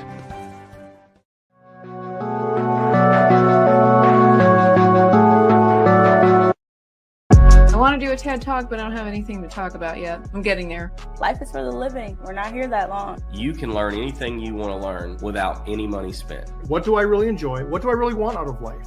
I am your host, WIZE. Are you in a life holding pattern? Well, this is for you. Welcome to the Stuck in My Mind podcast. Live every Monday, Tuesday, and Wednesday at 4 p.m. Central.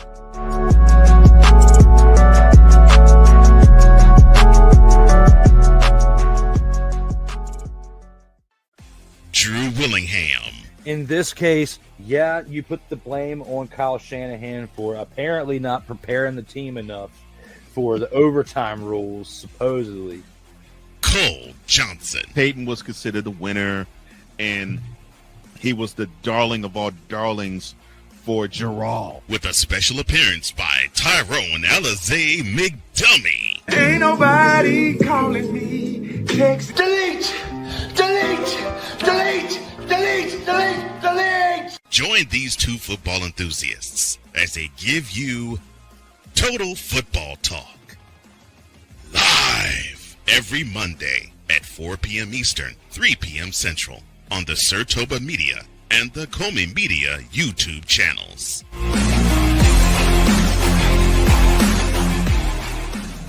Cause we take this job so serious. I'm sorry, what are these things called? Spices? Spices, thank you. My brain went bleh. What in the all types of blue hell? This is Snowman in the Morning.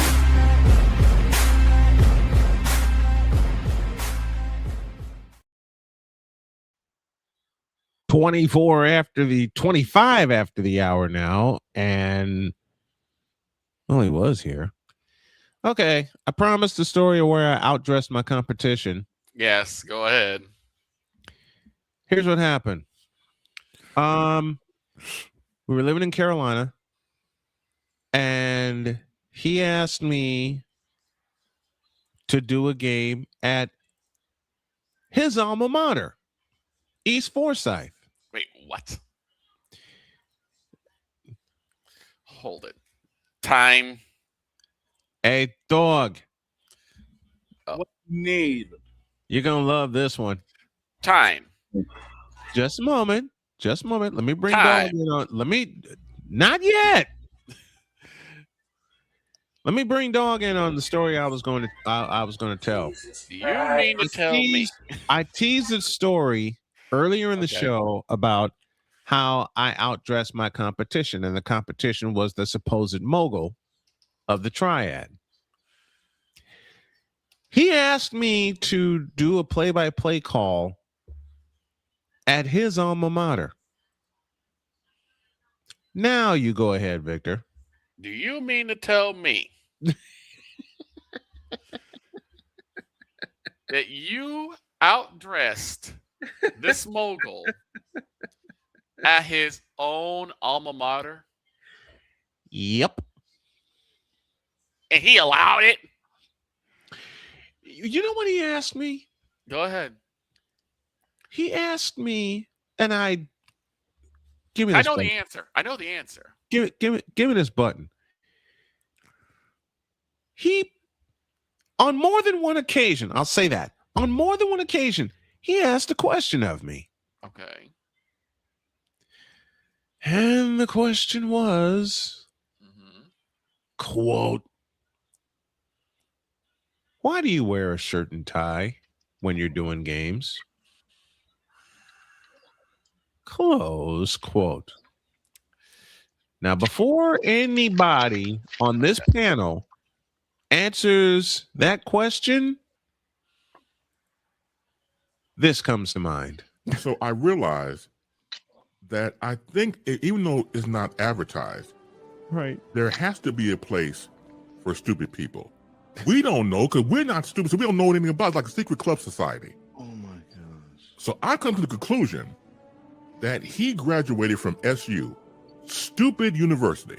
Yeah, all the stupid ass letters that go along with graduating high honors of being stupid. I can't do no more, man. Vámonos, dominos, vámonos. Stupid university, where everyone graduates. Magna cum stupid. And apparently he graduated from the business management department that was headed by Antonio Brown. Featured various successes like the Albany Empire. I'm sorry, Ryan. Okay, he asked me that question, and I said, this is protocol for me. Yes. I may be CEO of my own company, but this is protocol for me. That's what you And I learned this a long time ago. You instilled that in me. This fool looked me dead in the eyes. Give me this. And said, quote, I run my own company. I'm going to wear what I want. Just because you can doesn't mean you should. Quote. Just because you can does not mean you should. I heard this man call a football game. Oh, boy. I'm sorry. Thank you for that. That would be...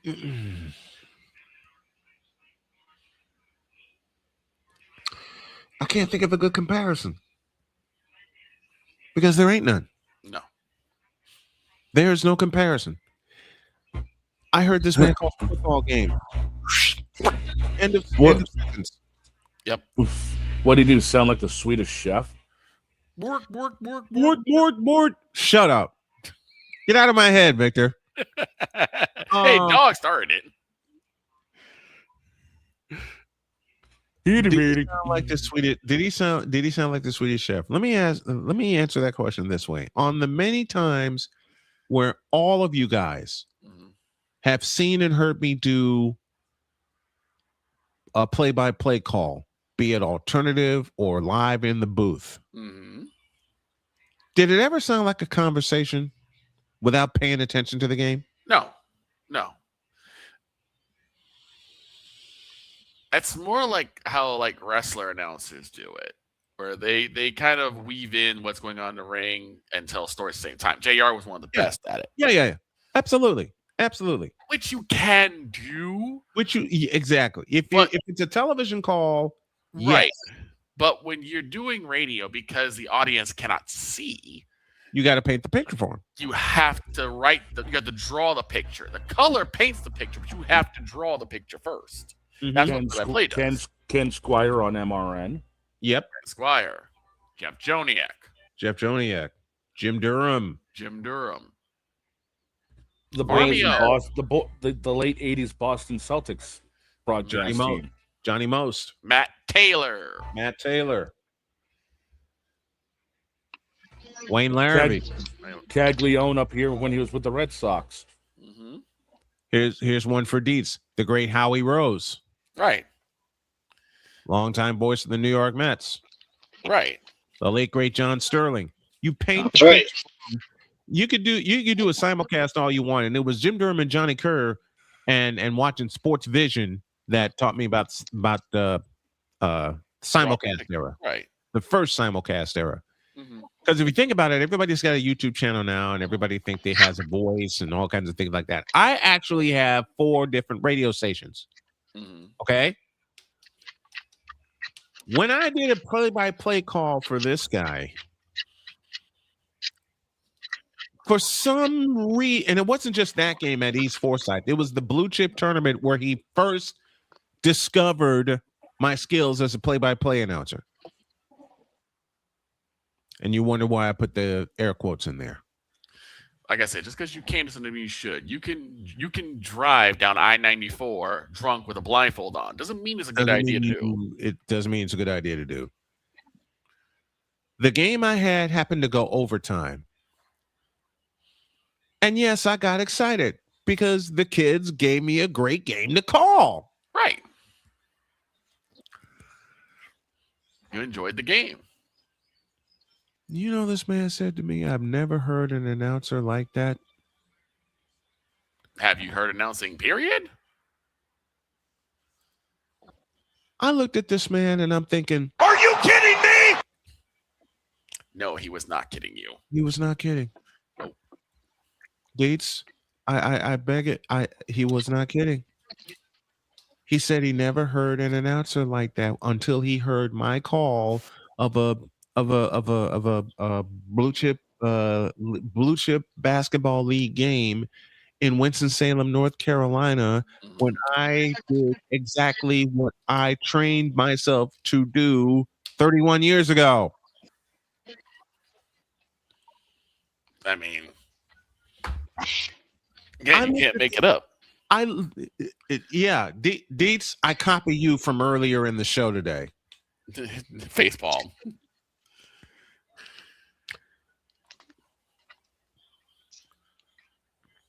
Baseball.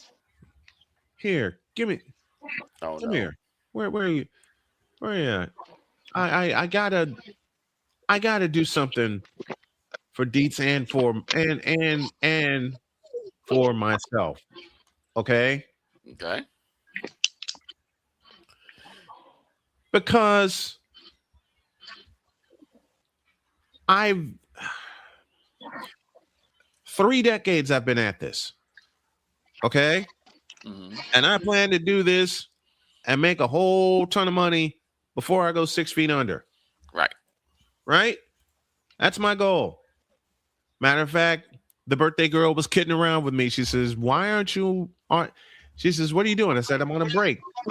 She says, well, get back to your show. You're supposed to be making us millions doing your show, which I will do. But to wrap this story, I've listened to the best and I've listened to the worst. Mm-hmm. I am a student of the play-by-play game. Of the game, yes. I'm a student of the game. I am friends with a whole bunch of play-by-play announcers, including Matt Taylor from the Colts, including the retired Bill Schoening, including Tim Roy from the Golden State Warriors, including Wayne Larrabee of the Packers, Neil Funk, one of the best.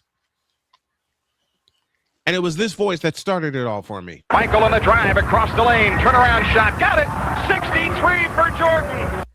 I got a little story to tell. And let me wrap this up here. And for this guy to look at me and say he never heard something like that before, and on top of that, you know who he introduced me to at that time? Who? that same week? Who? His name was Mick Mixon. Yeah. The voice of the Carolina Panthers. Yep. He introduced me to Mick Mixon, and he said, I want you to make him feel welcome. And on top of that, he put a finite date on how long Mick was going to be on my show. Okay. Mick Mixon was on my show the final 2 years. He was the voice of the Panthers. Right. He and I would text each other every week saying, which day are we taping? Because usually, which day are we going on? Because usually he would come on live with me on a Thursday to preview the game for Sunday. If it was a Thursday night game, we would tape in advance. I'm looking at this guy going, really? You've never heard something like that before? What? You never heard something like this? Vikings coming on a blitz. McMahon back to throw. Hurls it deep down the middle. Will he go? Does that make the over the shoulder catch of the 30 and 5? Touchdown! Apparently not. Apparently, even at my most excitable moments, could right. sound like, even at my most excitable moment, it could sound like this. Tying run at third. Caro hits a fly ball out into deep left center field. It's back there. It is gone! Edgar Caro wins it! Shut up! Yes! The young man deserves it. Yep. It could be that excitable. Seriously. Yes, it can. I've had games like that over 30 years. Okay? I did one last year. The Colson Loveland catch against the Bengals. Mm-hmm. Now, it's funny. Matter of fact, I mentioned Howie Rose. Yes. I mentioned the legendary Howie Rose. Deeds, I got a present for you. And it sounds like this. Now the pitch. Swinging a drive towards the gap in right center. It's pretty deep. It's back near the wall. It's gone. It's gone. Francisco Lindor. He may have just outdone himself. He has hit a grand slam into the Phillies bullpen in right center field. The Mets are leading by a score of 4-1. They were famished for the big hit all night, and Francisco Lindor just provided a feast. Yeah. Well, it's like I said. Go ahead, The funny Victor. thing is that when I first joined on with Snowman, first game I was in, he said, "Okay, you're going to be here Saturday morning, right?" "Yes, sir." "I have one question." "Yes." "Do you have a suit?" "No." He said, "You got money?" "Yeah, I got money." We went to Men's Warehouse. I got me a suit right then and there. Yep. He Sure said, did. Every couple weeks, you need to get another suit. So I ended up getting like 3 or 4 suits. Yep. Because that was the protocol. That was the protocol. Was suit, tie every game. Matter of fact, not only did Victor buy a suit that day, so did I. It just seemed like a normal thing you're supposed to do. Mm-hmm. But apparently not for this individual. But This he's is a why mogul, so. Never mind. We got a break. Father O'Shaughnessy, when y'all get back, oh dear, introduce. He came back from hell? This is Snowman in the Morning. The original Think Drink is back. Level up with proven ingredients formulated to crush your competition. No gimmicks, no jitters, no messing around. Just high potency results that keep you moving day or night.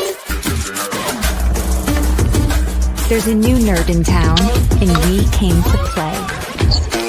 Nerd Focus. Smarter than energy. Here's an important message from the Diabetes Solution Center. Do you like pricking your fingers to test your blood sugar levels? No one does, but it's important to maintain your health. And now, by wearing a small remote device called a continuous glucose monitor, or CGM, you don't need to prick your fingers anymore. It's easy to use and helps you make more accurate diabetes treatment decisions. If you are testing your blood sugar 3 or more times daily, injecting insulin, or using an insulin pump, call the Diabetes Solution Center right now. And if you have Medicare or most major insurance coverage, you may be able to get a new CGM at little to no out-of-pocket cost. Shipping is free, and we'll even bill your insurance company for you. If you are testing your blood sugar 3 or more times daily, injecting insulin, or using an insulin pump, call the Diabetes Solution Center right now to learn how to end the painful finger sticks and get your own continuous glucose monitor, or CGM, at little to no out-of-pocket cost.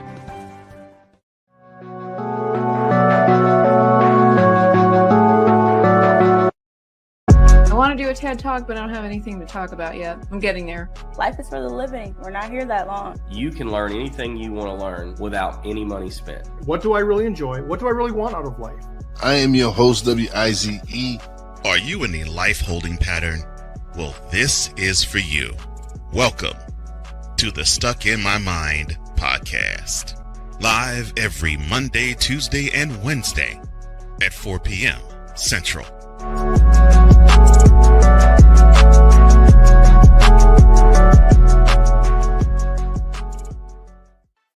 Drew Willingham.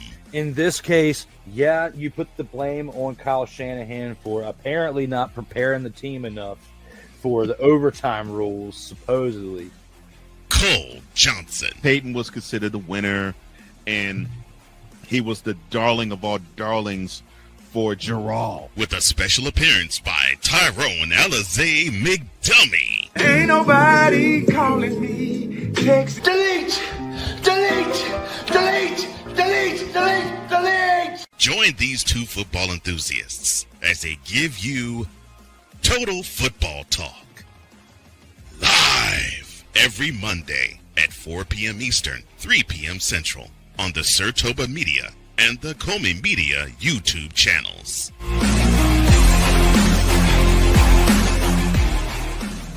Cause we take this job so serious. I'm sorry, what are these things called? Spices? Spices, thank you. My brain went bleh. What in the all types of blue hell? This is Snowman in the Morning.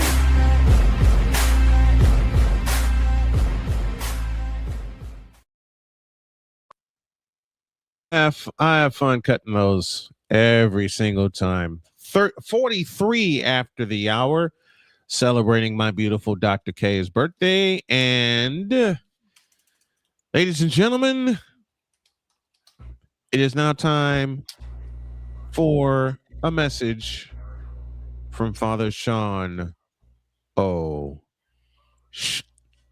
Shaughnessy. He got back from hell. Yay. My children. Hell is still burning. It's called New York. Let's get it right. And to the person who calls me Father McGregor, at least my team's not run by a bunch of people who think Madden is the way to go. Don't summon wise. Oh, let's go ahead and F Boston all he wants, because I'll say F New York too. But speaking of Boston, oh my goodness gracious, children, what is going on with the Boston Red Sox? Thankfully, we were able to take the series from Seattle, but before that, we were swept by the Toronto Blue Jays. How does that even happen? The Toronto Blue Jays. And the Blue Jays did go to the World Series. I wouldn't sneeze at them. I wouldn't. Well, that is true. I'll tell you right now, the biggest problems Boston has had, the announcers even said it, there's no star power on the team. Like, you look at this team, who's going to the All-Star game? Wilson Contreras, and that's basically it. Yeah. Maybe Aroldis Chapman. Wilson Contreras. Oh, dear. For those to be our starters on this team says a whole lot. The bigger problem that we've had, we left 28 runners. Yes, 28 runners on base in the Toronto series. Yikes. In the 3 games. Oh, 2 of those games, we left 13 runners on each game. Father O'Shaughnessy, there's a comment for you. Oh no! Oh Lord! And it What reads is as that? follows. Ryan McCoffey says, quote, "At least my team owner doesn't order ranch dressing by the crate." That's not ranch dressing. That's mustard. If you're going to get the condiment and salt right, please use the right condiment. I wouldn't expect anything less from a fan of a team that's got Geno Smith running as quarterback. Geno Smith. Hey, leave Ryan alone. He's still mourning over what happened to Albany Empire as pertains to Antonio Clown. Oh, the team run by Antonio Clown. You have my sympathies, sir. But they're the Phoenix. You say I live in hell. You must be feeling right at home in purgatory.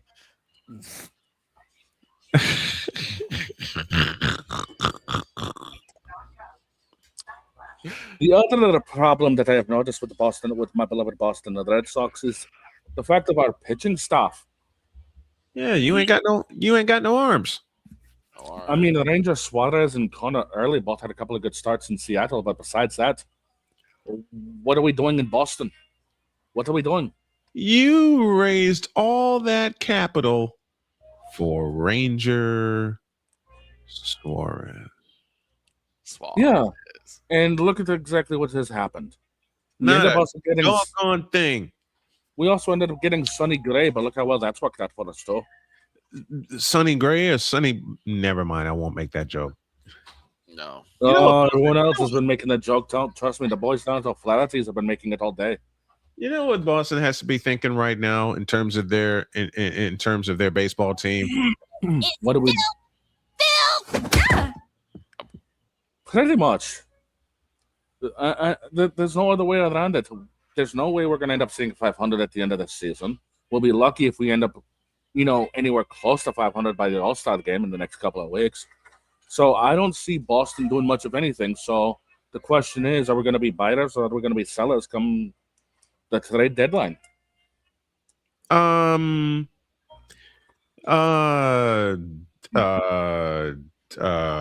don't know. Either case, that's a lie. There. Oh, you're not wrong. We gutted our entire coaching staff early in the season. We sent Alex Cora on his way. Nothing's changed. I don't know what we're doing here in Boston. I really don't.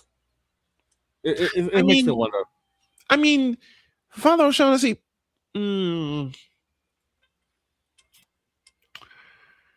My child, I've been doing a whole lot of praying, so trust me, they're not being answered right now. Oh, the detective? No. He's later. Okay, here's a question for you, Father O'Shaughnessy. Yes, my child. Are y'all going to make the move for Giannis Antetokounmpo or not? Oh, that depends on what Mr. Antetokounmpo wants to do. I mean, does he want to stay in Milwaukee? Does he want to go after a championship? That's a fair point. Because he has obviously said he wants to be loyal to Milwaukee, but at the same token, he wants to win a championship. You can't have both, unfortunately, these days. Steph Curry does. Well, that's because Steph Curry is a doggone anomaly, but we've already discussed that. He's a cheat code. Michael Jordan did. He's also Bird did. Oh, that's because they're generational players. Magic Johnson did. Again, generational players. Loyalty meant more in the 80s than it does nowadays. 80s and 90s. 80s and 90s. Look at what LeBron has been doing. He's been chasing the dog on the ring. You want to talk about loyalty? There's a name I'm not supposed to mention among Bostonians because it will start a very friendly, playful, fun argument. Patrick Ewing? Last name Montana. Oh. Do you really want to go down that road? I don't know. I can't because we'd both be right. Oh, that's true. Think about it. We'd both be right. I heard Father O'Shaughnessy is live from Alarm Island. Oh, no. Not Alarm Island. That was from Damian Hernandez. You mean Mr. Caleb Hernandez? How you enjoying the cover of Madden 27, my child? You do realize that the curse is real. Just ask Danhausen. Oof. He's very nice and very evil. Oh, the detective did say he'd buy you a pint the next time he sees you, Father. Next time he sees me, it'll probably be down at Dogfathers when we have another special. Okay. And that will happen. And that will happen. We'll also need the priestess too. Oh, the priestess will be there, and I'll make sure of it. We need the detective. We need the commissioner. The Russians. So are you sure we need the Russians? I mean, I don't know how much vodka Dogfellas has. Vodka, we drink. They'll supply their speaking own. of the Russians. They'll supply their own. Oh, good. We drink. Oy. Okay, back to the Red Sox. Yes. Are we going to ever see them back in the playoffs? Don't talk about playoffs. You kidding me? Playoffs? In this current form, no. I truly believe we will not see the playoffs in this current form. Unless there is some sort of summer heater that this team goes on, I don't see us making the playoffs. And I'll say this right now, if we do not make the playoffs, the off season will be spent getting a whole lot of bats because that's what we really need is some bats. Pitching staff will come around on their own, but we need an offense. We cannot rely on Wilson Contreras being our only offense because he's going to get one out. Right. The question prevailing around Bostonians when it comes to the Red Sox is, Who in the blue hell are you? Oh, to answer your question, Mr. Johnson, we don't even know that. We don't even know that answer right now. We're looking up we're looking up at the lights like you did last time you went into the ring. Oh.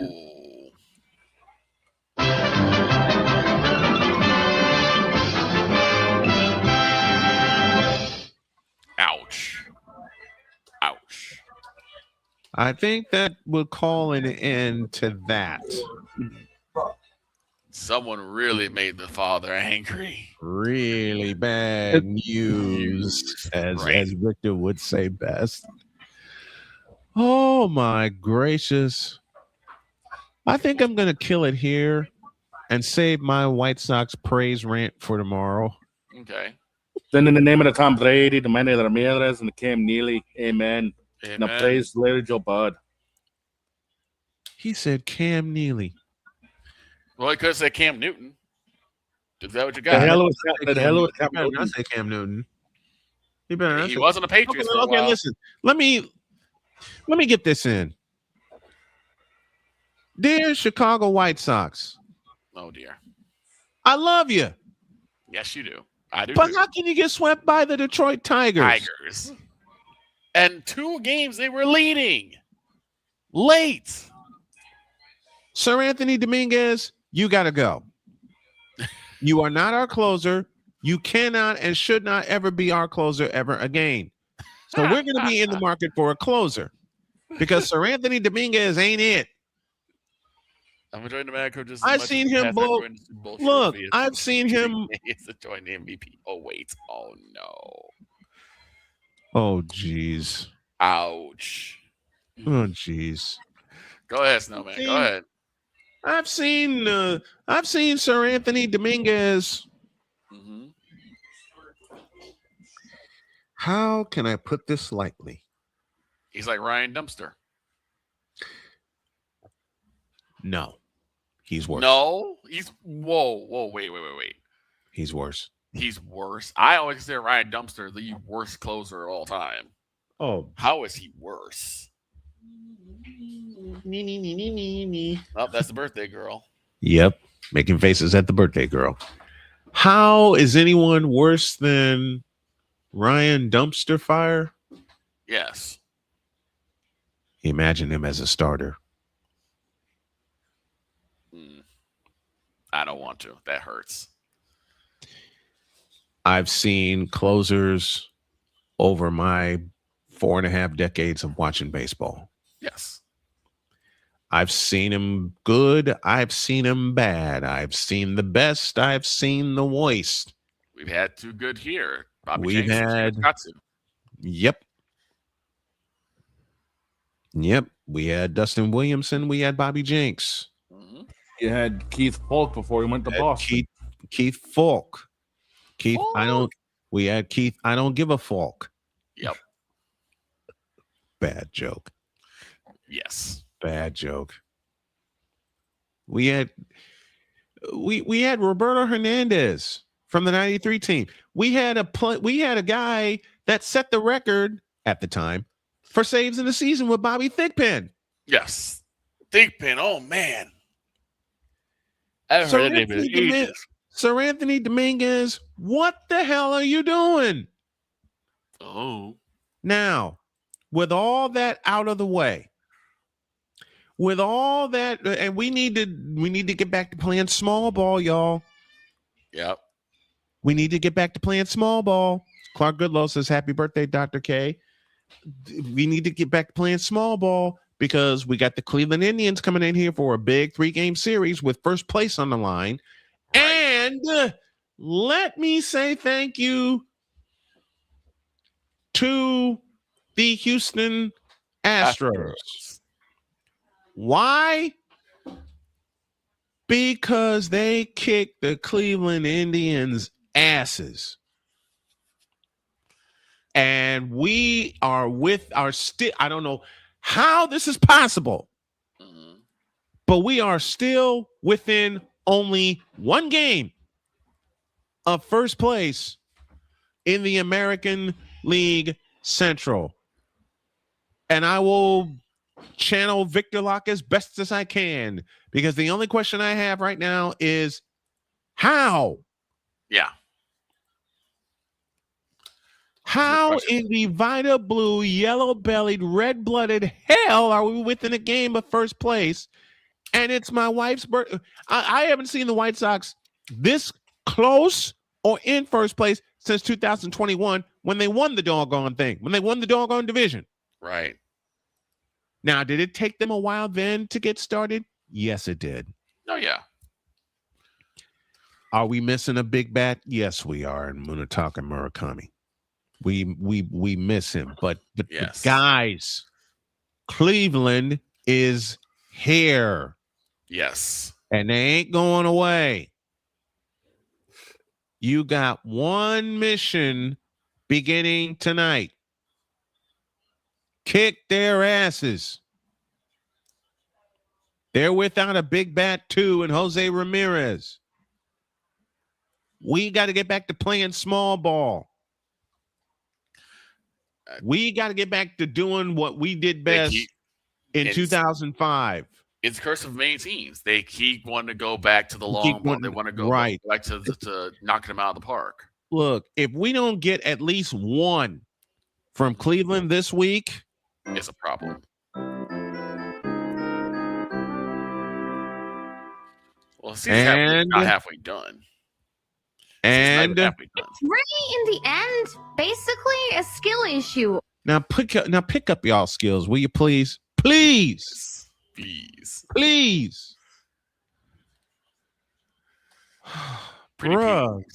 Pretty please with sugar on it. I haven't said that in years. I take that back. Yes, I have. Yes, you have.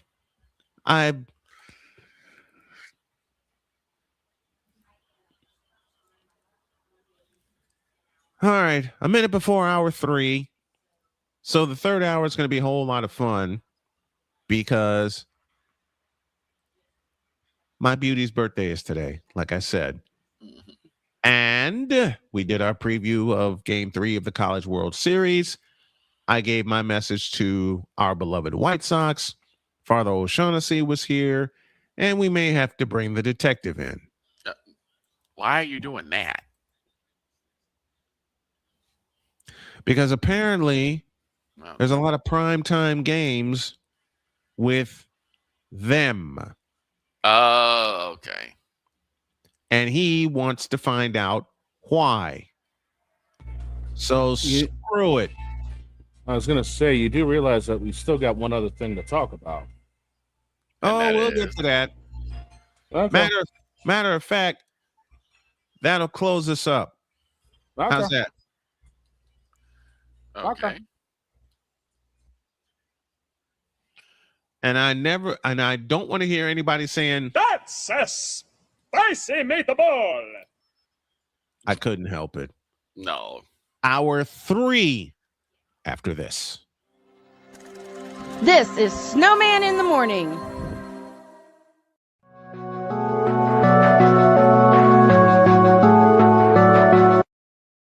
want to do a TED Talk, but I don't have anything to talk about yet. I'm getting there. Life is for the living. We're not here that long. You can learn anything you want to learn without any money spent. What do I really enjoy? What do I really want out of life?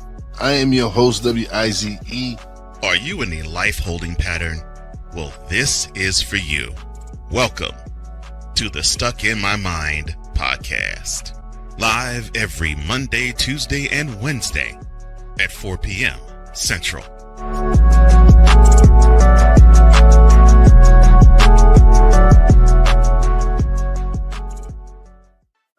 Drew Willingham. In this case, yeah, you put the blame on Kyle Shanahan for apparently not preparing the team enough for the overtime rules, supposedly. Cole Johnson. Peyton was considered the winner, and he was the darling of all darlings for Gerald. With a special appearance by Tyrone Alizé McDummy. Ain't nobody calling me. Text delete, delete, delete, delete, delete, delete. Join these two football enthusiasts as they give you total football talk. Live every Monday at 4 p.m. Eastern, 3 p.m. Central on the Sertoba Media and the Comey Media YouTube channels.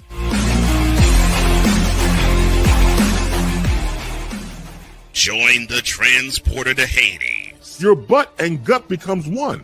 Join the reformer of hooker whores. This is my daughter, Placenta Booty Johnson. Join the bronze car. Whenever you are in distress, take off your baseball cap and throw it in the air. Join your very own superhero of broadcasting, Chris Bass. So whatever color crayon they get, they palm it and do two circles, and that translates to, I can beat up black people. As she takes you through the week's paces in Baseline. Live every Saturday at 8 a.m. Eastern, 7 a.m. Central, No, Pacific Time Zone people, just stay asleep when this is on live and just catch the recording. Oh, I'm sorry. Exclusively on the Chris Bass YouTube channel.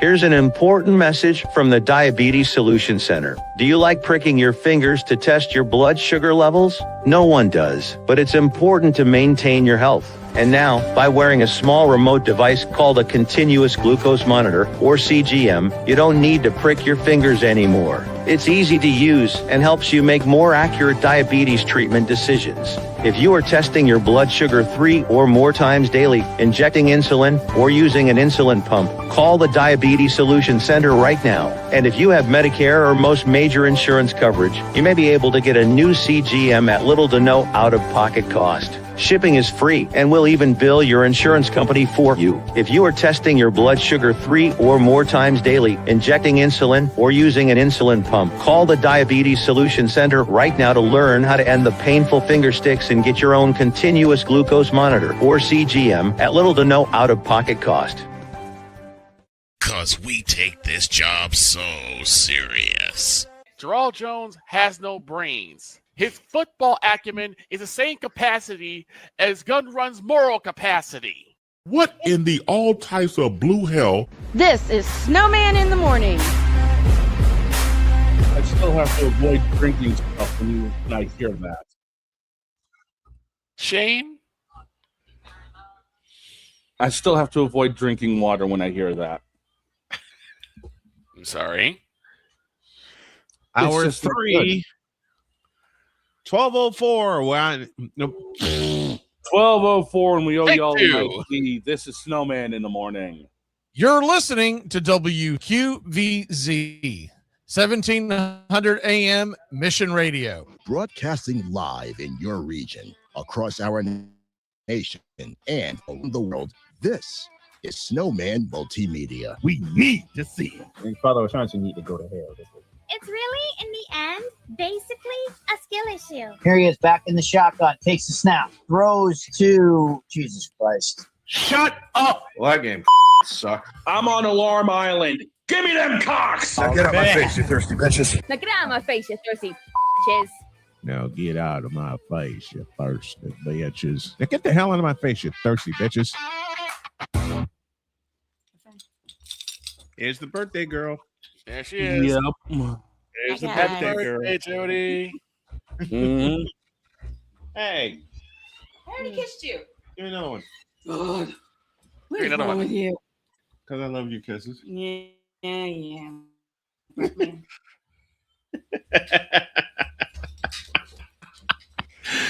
There's the birthday girl. And we're going into the dog's garage.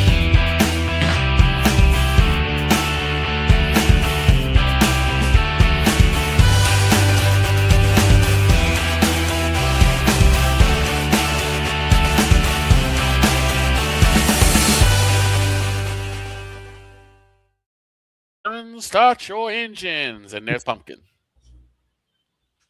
Look who's joined me. Yeah, I see. Dog, take it away. That's the most lovable orange cat I've ever seen. The only thing more lovable is when Garfield loves lasagna, but I get it. Right? All right, dog, what you got today? So NASCAR made some history over the weekend. For the first time ever, we ran a cup race not just on the streets of any place, but the streets of a naval base in San Diego. Oh, nice. Nice. And a little known fact for the rest of you sports buffs, the boat that was in the background was the same one that they held the NCAA game on back in 2011. Really? Yes. Okay. Same ship. I remember that. Same ship. The 3.4 mile course was, of course, designed by iRacing and the people of Naval Base Coronado. Mm-hmm. Corey Heim ended up picking up the win in the Cup Series, which is oh so ironic because he is part-time this season, driving for, who else would we be talking about lately? 2311 Racing. Oh, boy. Jordan's team. And where is Corey Heim going next season full-time? Jordan's team. Well, so Jordan wins a dang near everything. Pretty much. When you're a billionaire, when you're the greatest player to ever play the game, and they're getting more factory support than Joe Gibbs is. I just heard a bunch of brothers say, "What you mean?" LeBron James trying to own a successful Cup team. No, he failed at that. Just playing. The I Promise School. If that tells you anything, okay. Keep going, dog. The pros and cons of this prove that the pro side is you can set up a track anywhere and people are going to flock to it. Yes, of course. Yep. We had a couple of cons over the weekend and big crashes. Ironically, in the same location, pretty much the exact same way that led to the same result, which was a red flag to fix a fence because people got pile driven into it like it was the Undertaker hitting tombstones. Oh, my gosh. We had one wreck that caused the fence to be repaired for about 30 minutes because it got shoved backwards 8 feet. Oh. Guy got left rear hooked at about 140 miles an hour off of restart and literally went nose first into the wall with a car chasing him. Gulp. Gosh. Good news is everyone is okay. Bad news is there's a lot of tore up sheet metal going into the next road race of the season, which is next week at Sonoma. Yeah, but that could be repaired eventually. Yeah, they've got plenty of cars for it. I'm sure they're just going to go back to the shop. You can replace cars. You can't replace lives. Correct. Yeah, good news is everybody was fine. Bad news is, like I said, the repair bills are pretty massive. Well, 2311's involved, so they're like, okay, how much? That's true too. But here's the big thing about it. The way the track was designed, there was literally 2 or 3 places that were almost like jumping the cars. There was a downhill section going into turn 2 before the braking zone. Cars were getting off the ground. A couple of sections on the backside of the track. Oh, yeah, guys were dipping and bottoming out. Okay. Granted, they did a lot of repaving. Old concrete got done up with some new concrete. Old pavement got done up with new pavement. So there was a true mixture of surfaces. And somehow they made it work. I love it. So we don't know if this is going to be a one-time only thing because it's the American 250th anniversary or if they're going to come back next season. But This just proves literally you can turn any place into a racetrack if done right. That is true. They did it in Chicago. Yep. They And now in downtown Chicago, which is a feat in of itself. Yes. They turned the Magnificent Mile and other miles surrounding that into a racetrack in downtown Chicago. So if they can do it in downtown Chicago, you know doggone well they could do it around a big old ship in San Diego. Yep, and the ship was the backdrop for the back straightaway, so it was pretty scenic. Nice. I hope they do it in Chicago again. I'd love to see it in person. I'm certain they would. They'd have to talk to the committee. They'd have to talk to the mayor and yada yada. And this mayor's a bit Oh God, the mayor, Jesus Never mind. Christ. Never mind. Yeah, I was about to say this mayor's a little bit more stubborn-headed. This mayor is as I said, the mayor, Jesus Christ. Yeah, if it was Jesus, it would be easier. Mayor is Motor. That's well, all Put a right. pin in it. Close the door. We're leaving the Let's go let the garage. dog out.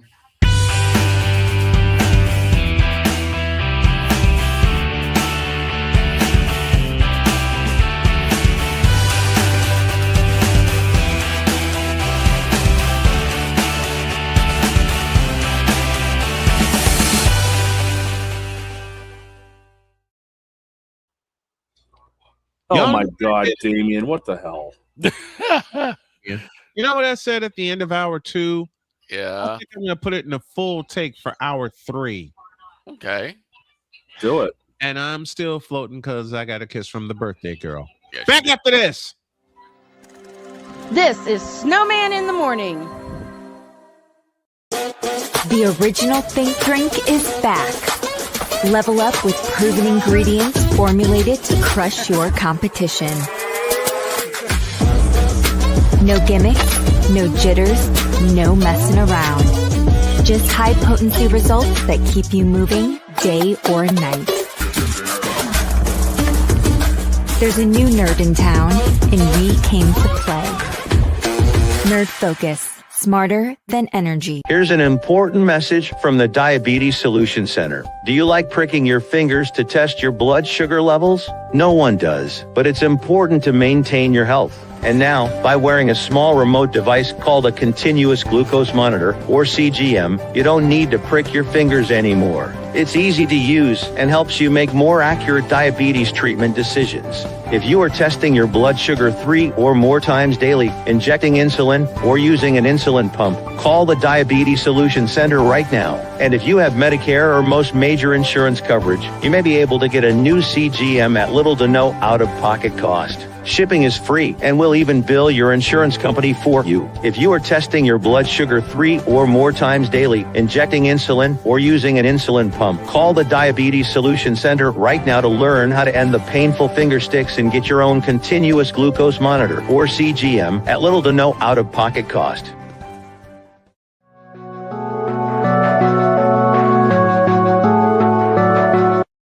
I want to do a TED Talk, but I don't have anything to talk about yet. I'm getting there. Life is for the living. We're not here that long. You can learn anything you want to learn without any money spent. What do I really enjoy? What do I really want out of life? I am your host, WIZE. Are you in a life holding pattern? Well, this is for you. Welcome to the Stuck in My Mind podcast. Live every Monday, Tuesday, and Wednesday at 4 p.m. Central.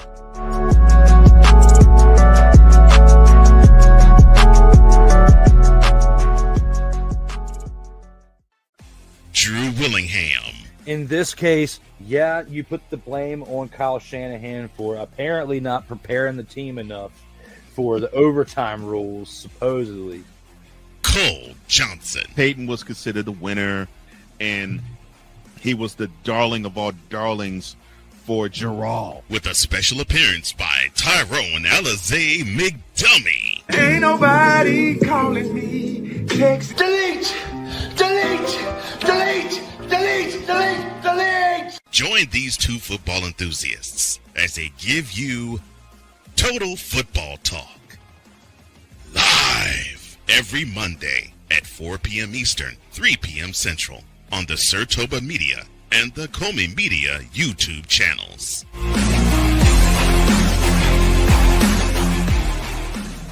Cause we take this job so serious. I'm sorry, what are these things called?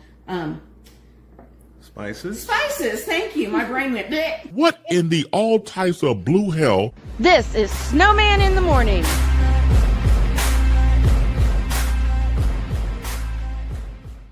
Before we go any further, boss, Damien, to answer your question, they will never, ever cross fake crosshairs because it's like comparing apples to caviar. Okay. Okay. F1 is multi-million-dollar aerodynamic behemoths, whereas cup cars are, cup cars. I mean, we've had joint weekends with IndyCar before, and I think we got a couple more coming up this year. But you'll never see NASCAR and F1 head-to-head on the same track on the same day. No, I could never see that happening. I could never see that happening. 16 after the hour on my beautiful baby's birthday. She and the daughter are going out for an adventure. And as it looks right now, no game tonight because there's a place nearby we like to call the Yummy Bowl, and we're going there to celebrate her birthday. Now, can things change? Yes. And in my household, they often do. Now, I'm going to do something that I did at the bottom of hour 2, but I'm going to make it a full segment. Go ahead. Where is it? Here it is.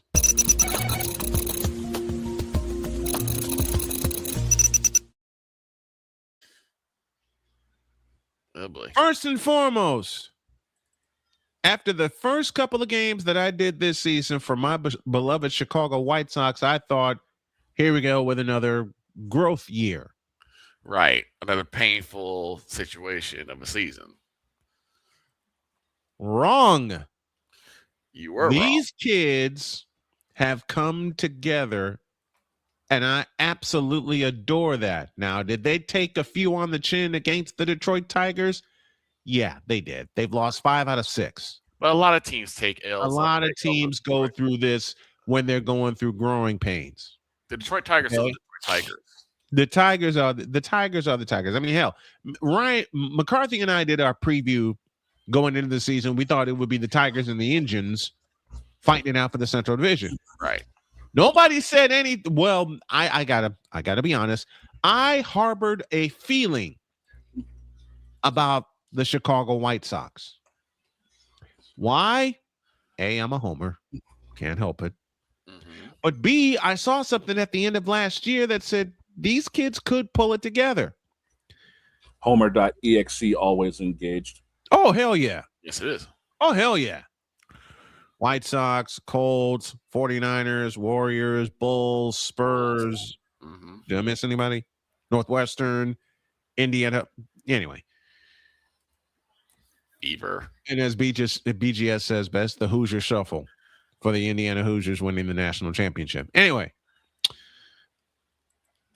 I harbored hope. Did I bring it outward? No. Until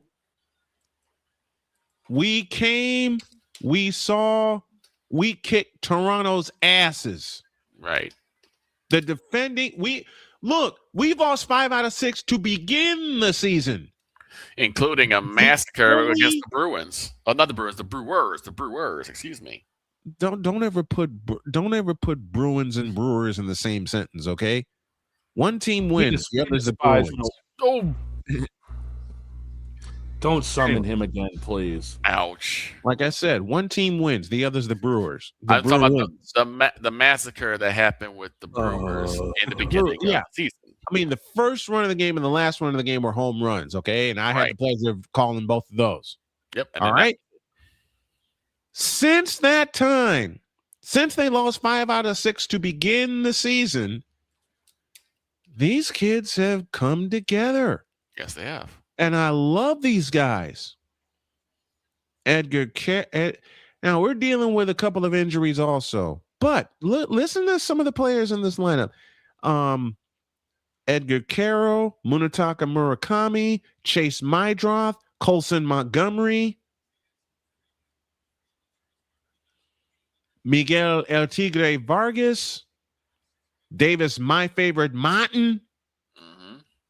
Listen, this is a good team. They are very good. Let me put it another way. This is a damn good team. But this is also the fourth youngest team in the majors. Right. But dadgummit if they don't care. They're going to get this right. Okay? And the addition of Munetaka Murakami is huge. Now, he's on the shelf for a couple more weeks with a groin injury. Okay? Yeah. But there's an attitude with this Chicago White Sox team. And it's 3 simple words. Next man up. Because Carroll walked us off. Vargas walked us off. There's a fellow who is with the team right now, and I want you to listen for this name. His name is Braden Montgomery. Okay? Let me tell you about Mr. Braden Montgomery. In his first game with the Chicago White Sox, it just happened to be against one of the league leaders in the Atlanta Braves. It also happened to be 80s night. And no, I ain't singing Kool and the Gang's version of the song, okay? Get out of my head. Bob Costas did part of the television call for the Chicago Sports Network. God love you, Bob Costas. Braden Montgomery, in his major league debut, he struck out, he got a hit, he walked, ...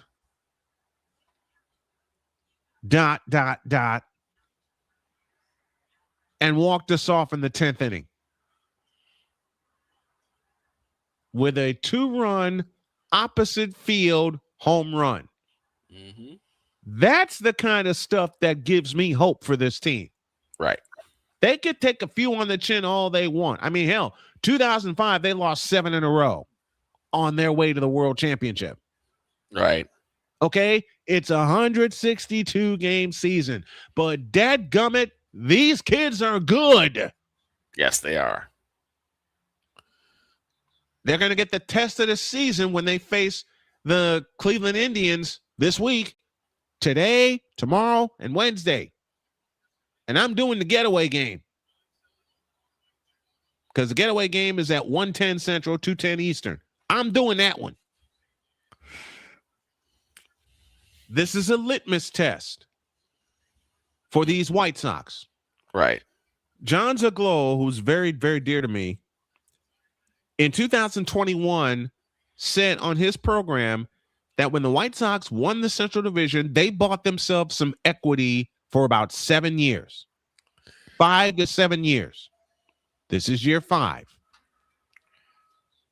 From setting a record for the most losses in the majors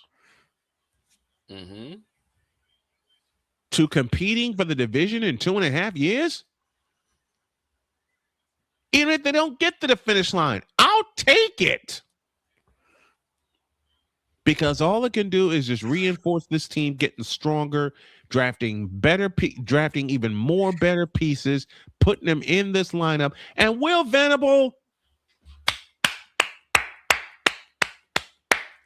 so far I applaud you. Because when I gotta admit something to you. When Will Venable got hired, Jesus Christ.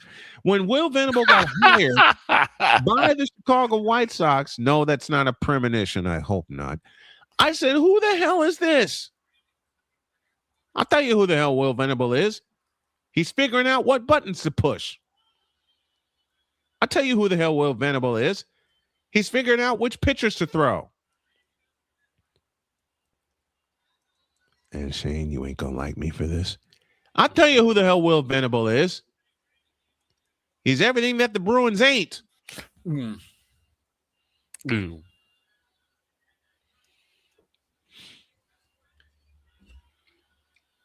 That was rude. Right?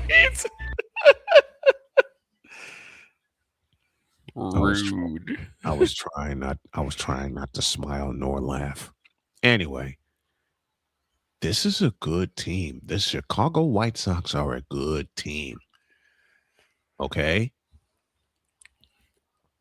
Unlike the Boston Red Sox, there's some star power with the Southsiders. Hell, I heard Boston made a bid for Munetaka Murakami, and he looked at him and gave him the Bishop Bullwinkle treatment. Of course, to be fair, he did the same thing to the Yankees. He did. Because the Yankees went all in to get Munetaka Murakami. And Murakami, to his credit, gave him the finger. And came to the South Side. Gave him the old Stone Cold Steve Austin. Yep. When Munetaka Murakami gets back in this lineup, wow. And remember, before he went down with an injury, he was tied for the major league lead in home runs with 20. I believe that lead now belongs to Yordan Alvarez. Schwarber's got 28, I believe, or 29. Okay, Schwarber 28. Alvarez is somewhere near the top right now. I'll look into it. I'm telling y'all right now, don't sleep on this White Sox team. Because there's a few shades of 2005 with this club. There's a few shades of who the hell are these guys? Right. From 2005. I remember sitting at a gas station a couple blocks before I got to my parents' house. And I called into a radio station. I called into the Score, as a matter of fact. Okay. And my bold ass said they would win the doggone thing. They thought I was crazy. I said, why not? I said it in 2005. I said it in 2008. I said it in 2021. And I'm going to say it here. Why not us? Why not the Chicago White Sox winning the Central Division in a runaway like they did 5 years ago? The pitching has to get right, though. Okay? The pitching has to get right. And we got to find a closer. I mentioned that a few moments ago. I have the home run list right here in front of me. Talk. Schwarbombs at 29, Air Yardon 25, Buck Truck 24, Rice-A-Roni out in New York at 22, Goodman at 21, Olsen, Murakami, Montgomery, and Wood at 20. Got it. With Langolier and Kurtz bringing up 19, so they would be your top 10. Oh, boy. I'll say it again. Why not these guys? Huh? Why not? Here, give me this hat.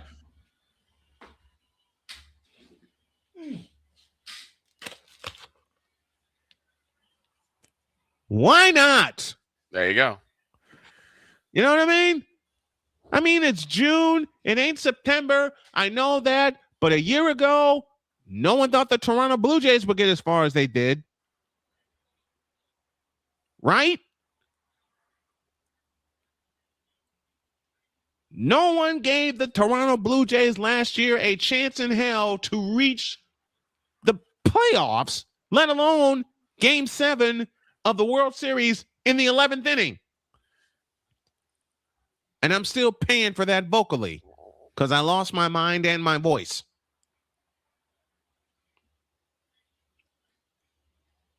Look, I don't know if this White Sox team can get to the finish line in September up top the Central Division. I do know this. They're in a wild card spot right now. Hell, they're doing better than the Cubs. You had it right the first time. Yeah, it's the Scrubs. Who cares? And by the way, to the lovely Allison Moran, since the White Sox took 2 of 3 from the Cubs on the South Side, I never got a chance to do this on air because I was so tied up with doctor's appointments. Miss Moran, since we took 2 of 3 from you on the South Side, nah. Now watch what happens when they pay us back on the North Side. Anyway.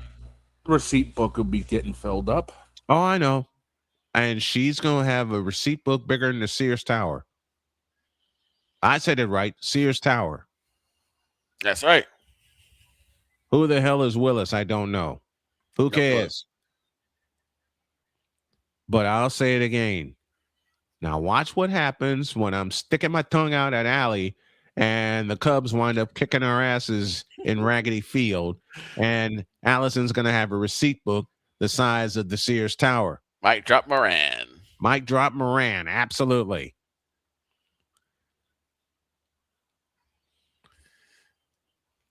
You may not believe in them, Damien, but I sure as hell do. I wouldn't go 2029. Maybe 2027. This is a young team. This is a young, I don't think to get it right the first try. Listen, this is a young, hungry team. We're going to see what they're made of beginning this week when they see the division leaders. And they're showing a lot of promise. They're showing a lot of promise. Absolutely. Now, for the homer part of me to wrap this up, dear Chicago White Sox, you got one job for the next 3 days. Kick Cleveland's ass. Yep, destroy Cleveland. Treat them like the Browns. Exactly. Let me say it again. Look, and Shane doesn't even have a horse in this dogfight. But I'll say it for everybody on this panel. Dear Chicago White Sox, as young as you guys are, they're the 4th youngest team in the majors. You got one job for the next 3 days, and it's pretty simple. Kick their ass. I don't want to hear anything about, well, Cleveland's that good. I don't hear anything about, well, they're coming off of a loss against the Astros, so they're going to be right. I don't care. It's Cleveland. I'll say it again. It's Cleveland. You got one job, Chicago White Sox, Will Venable, and everybody in that organization. And it's 3 simple words. Kick their asses. Right. Period. You got a chance to claim a piece of first place in the Central Division. You had it before. Then you went in a slump. All slumps can be broken. All right? All slumps can be broken. I will say it again one more time. Dear Chicago White Sox, you have one job this week. Kick the Cleveland Indians' asses. I want anarchy, damn it. I don't want Cleveland over here. Damien, leave me alone.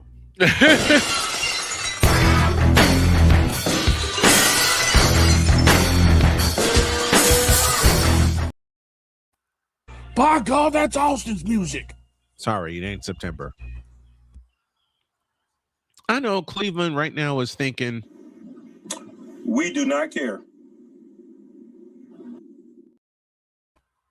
It's not And I September. can What the tell hell you- is he doing here? And I can tell you honestly, That's a lie. they do care. So do we. Victor, say it with me. Chicago White Sox, you got one job for the next 3 days. Kick Cleveland's asses.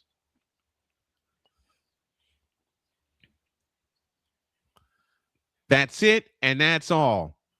I want total anarchy. I want the White Sox clearly in front in the Central Division. Now, I know anything can happen. It's baseball. Hell, played the sport, broadcast the sport for some 25 years. I get it. I totally understand that. I totally understand that. I'm having fun with this. I'm having total fun. I'm having total fun with this. And there's a point that Damian could be right with his statement. I get it. I totally get it. This is me having fun with it. But a man can dream, can he? I'm dreaming that Cleveland doesn't end up on Alarm Island. I don't want him here. Right. Kick him out. You got to keep them separated. There you go. But in all seriousness, one job this week, Will Venable and Chicago White Sox and White Sox Nation. And it's pretty simple. Kick their asses. Please. It's not like Cleveland has Wild Thing pitching for him. I don't care who's pitching for him. Kick their ass. Yes. I want you to give them the Austin treatment and stomp a mud hole in their ass and walk it dry.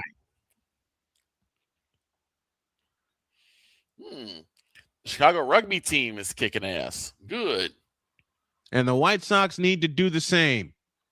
Very good. I like to hear. Very good. I like hearing that, especially with my hometown.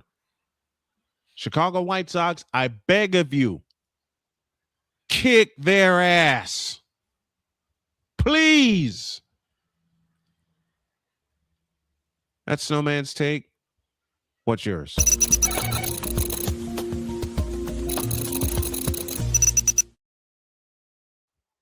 After the break, I'm going to share a couple of wife stories. Uh-oh.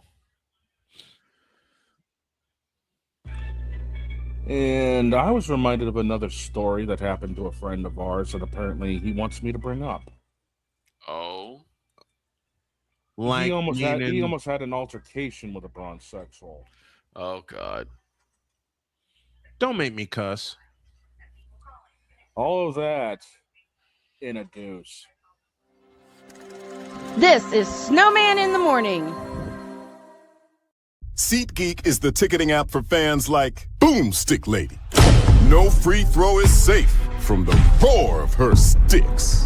SeatGeek helps her find a seat in the direct eye line of the shooter so she can sit where her boomsticks make the biggest boom. Everybody okay? SeatGeek handles the tickets to sports, concerts, and more, so fans can fan. During bad weather, driving can become downright dangerous. What's your emergency, please? Trust Battle Vision Storm, the revolutionary glare reduction glasses that turn your sight bright during bad weather at night or during the day.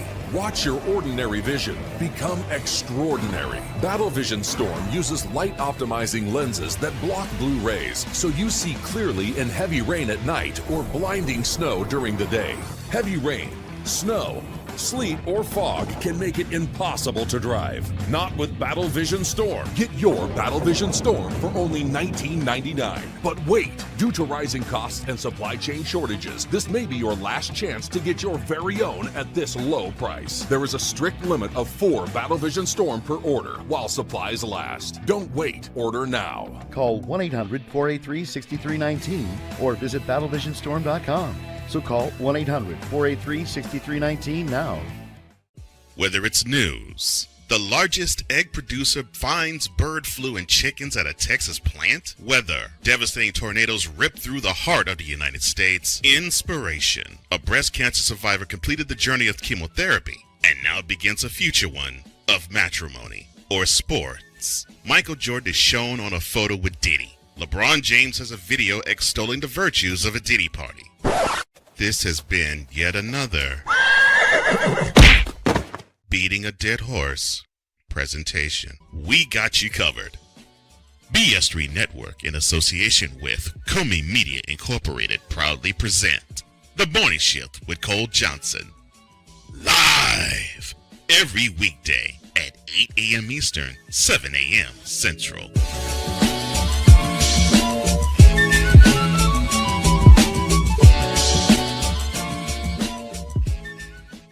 Here's an important message from the Diabetes Solution Center. Do you like pricking your fingers to test your blood sugar levels? No one does, but it's important to maintain your health. And now, by wearing a small remote device called a continuous glucose monitor, or CGM, you don't need to prick your fingers anymore. It's easy to use and helps you make more accurate diabetes treatment decisions. If you are testing your blood sugar 3 or more times daily, injecting insulin, or using an insulin pump, call the Diabetes Solution Center right now. And if you have Medicare or most major insurance coverage, you may be able to get a new CGM at little to no out-of-pocket cost. Shipping is free, and we'll even bill your insurance company for you. If you are testing your blood sugar 3 or more times daily, injecting insulin, or using an insulin pump, call the Diabetes Solution Center right now to learn how to end the painful finger sticks and get your own continuous glucose monitor, or CGM, at little to no out-of-pocket cost. 'Cause we take this job so serious. Dear bronsexuals, you fool! What in the all types of blue hell? This is Snowman in the Morning.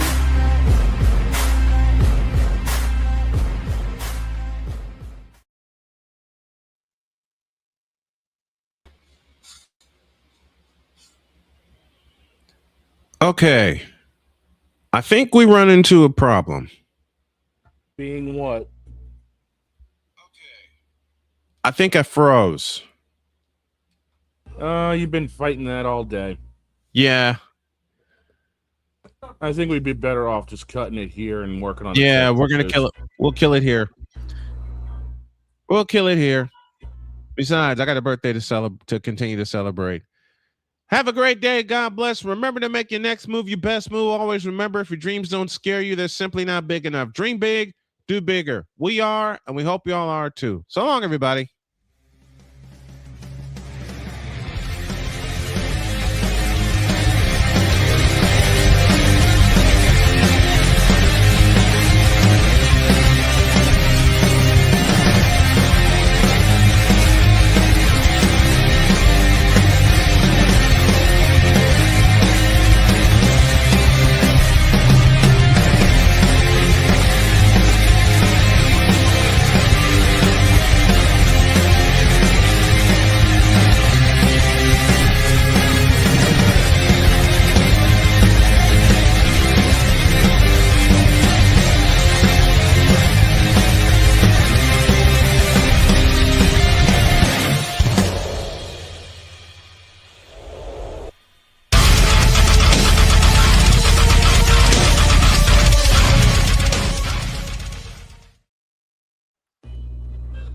Just remember, I don't need to go to hell.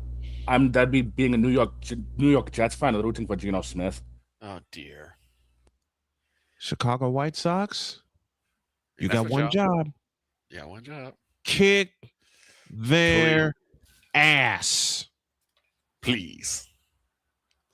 Out.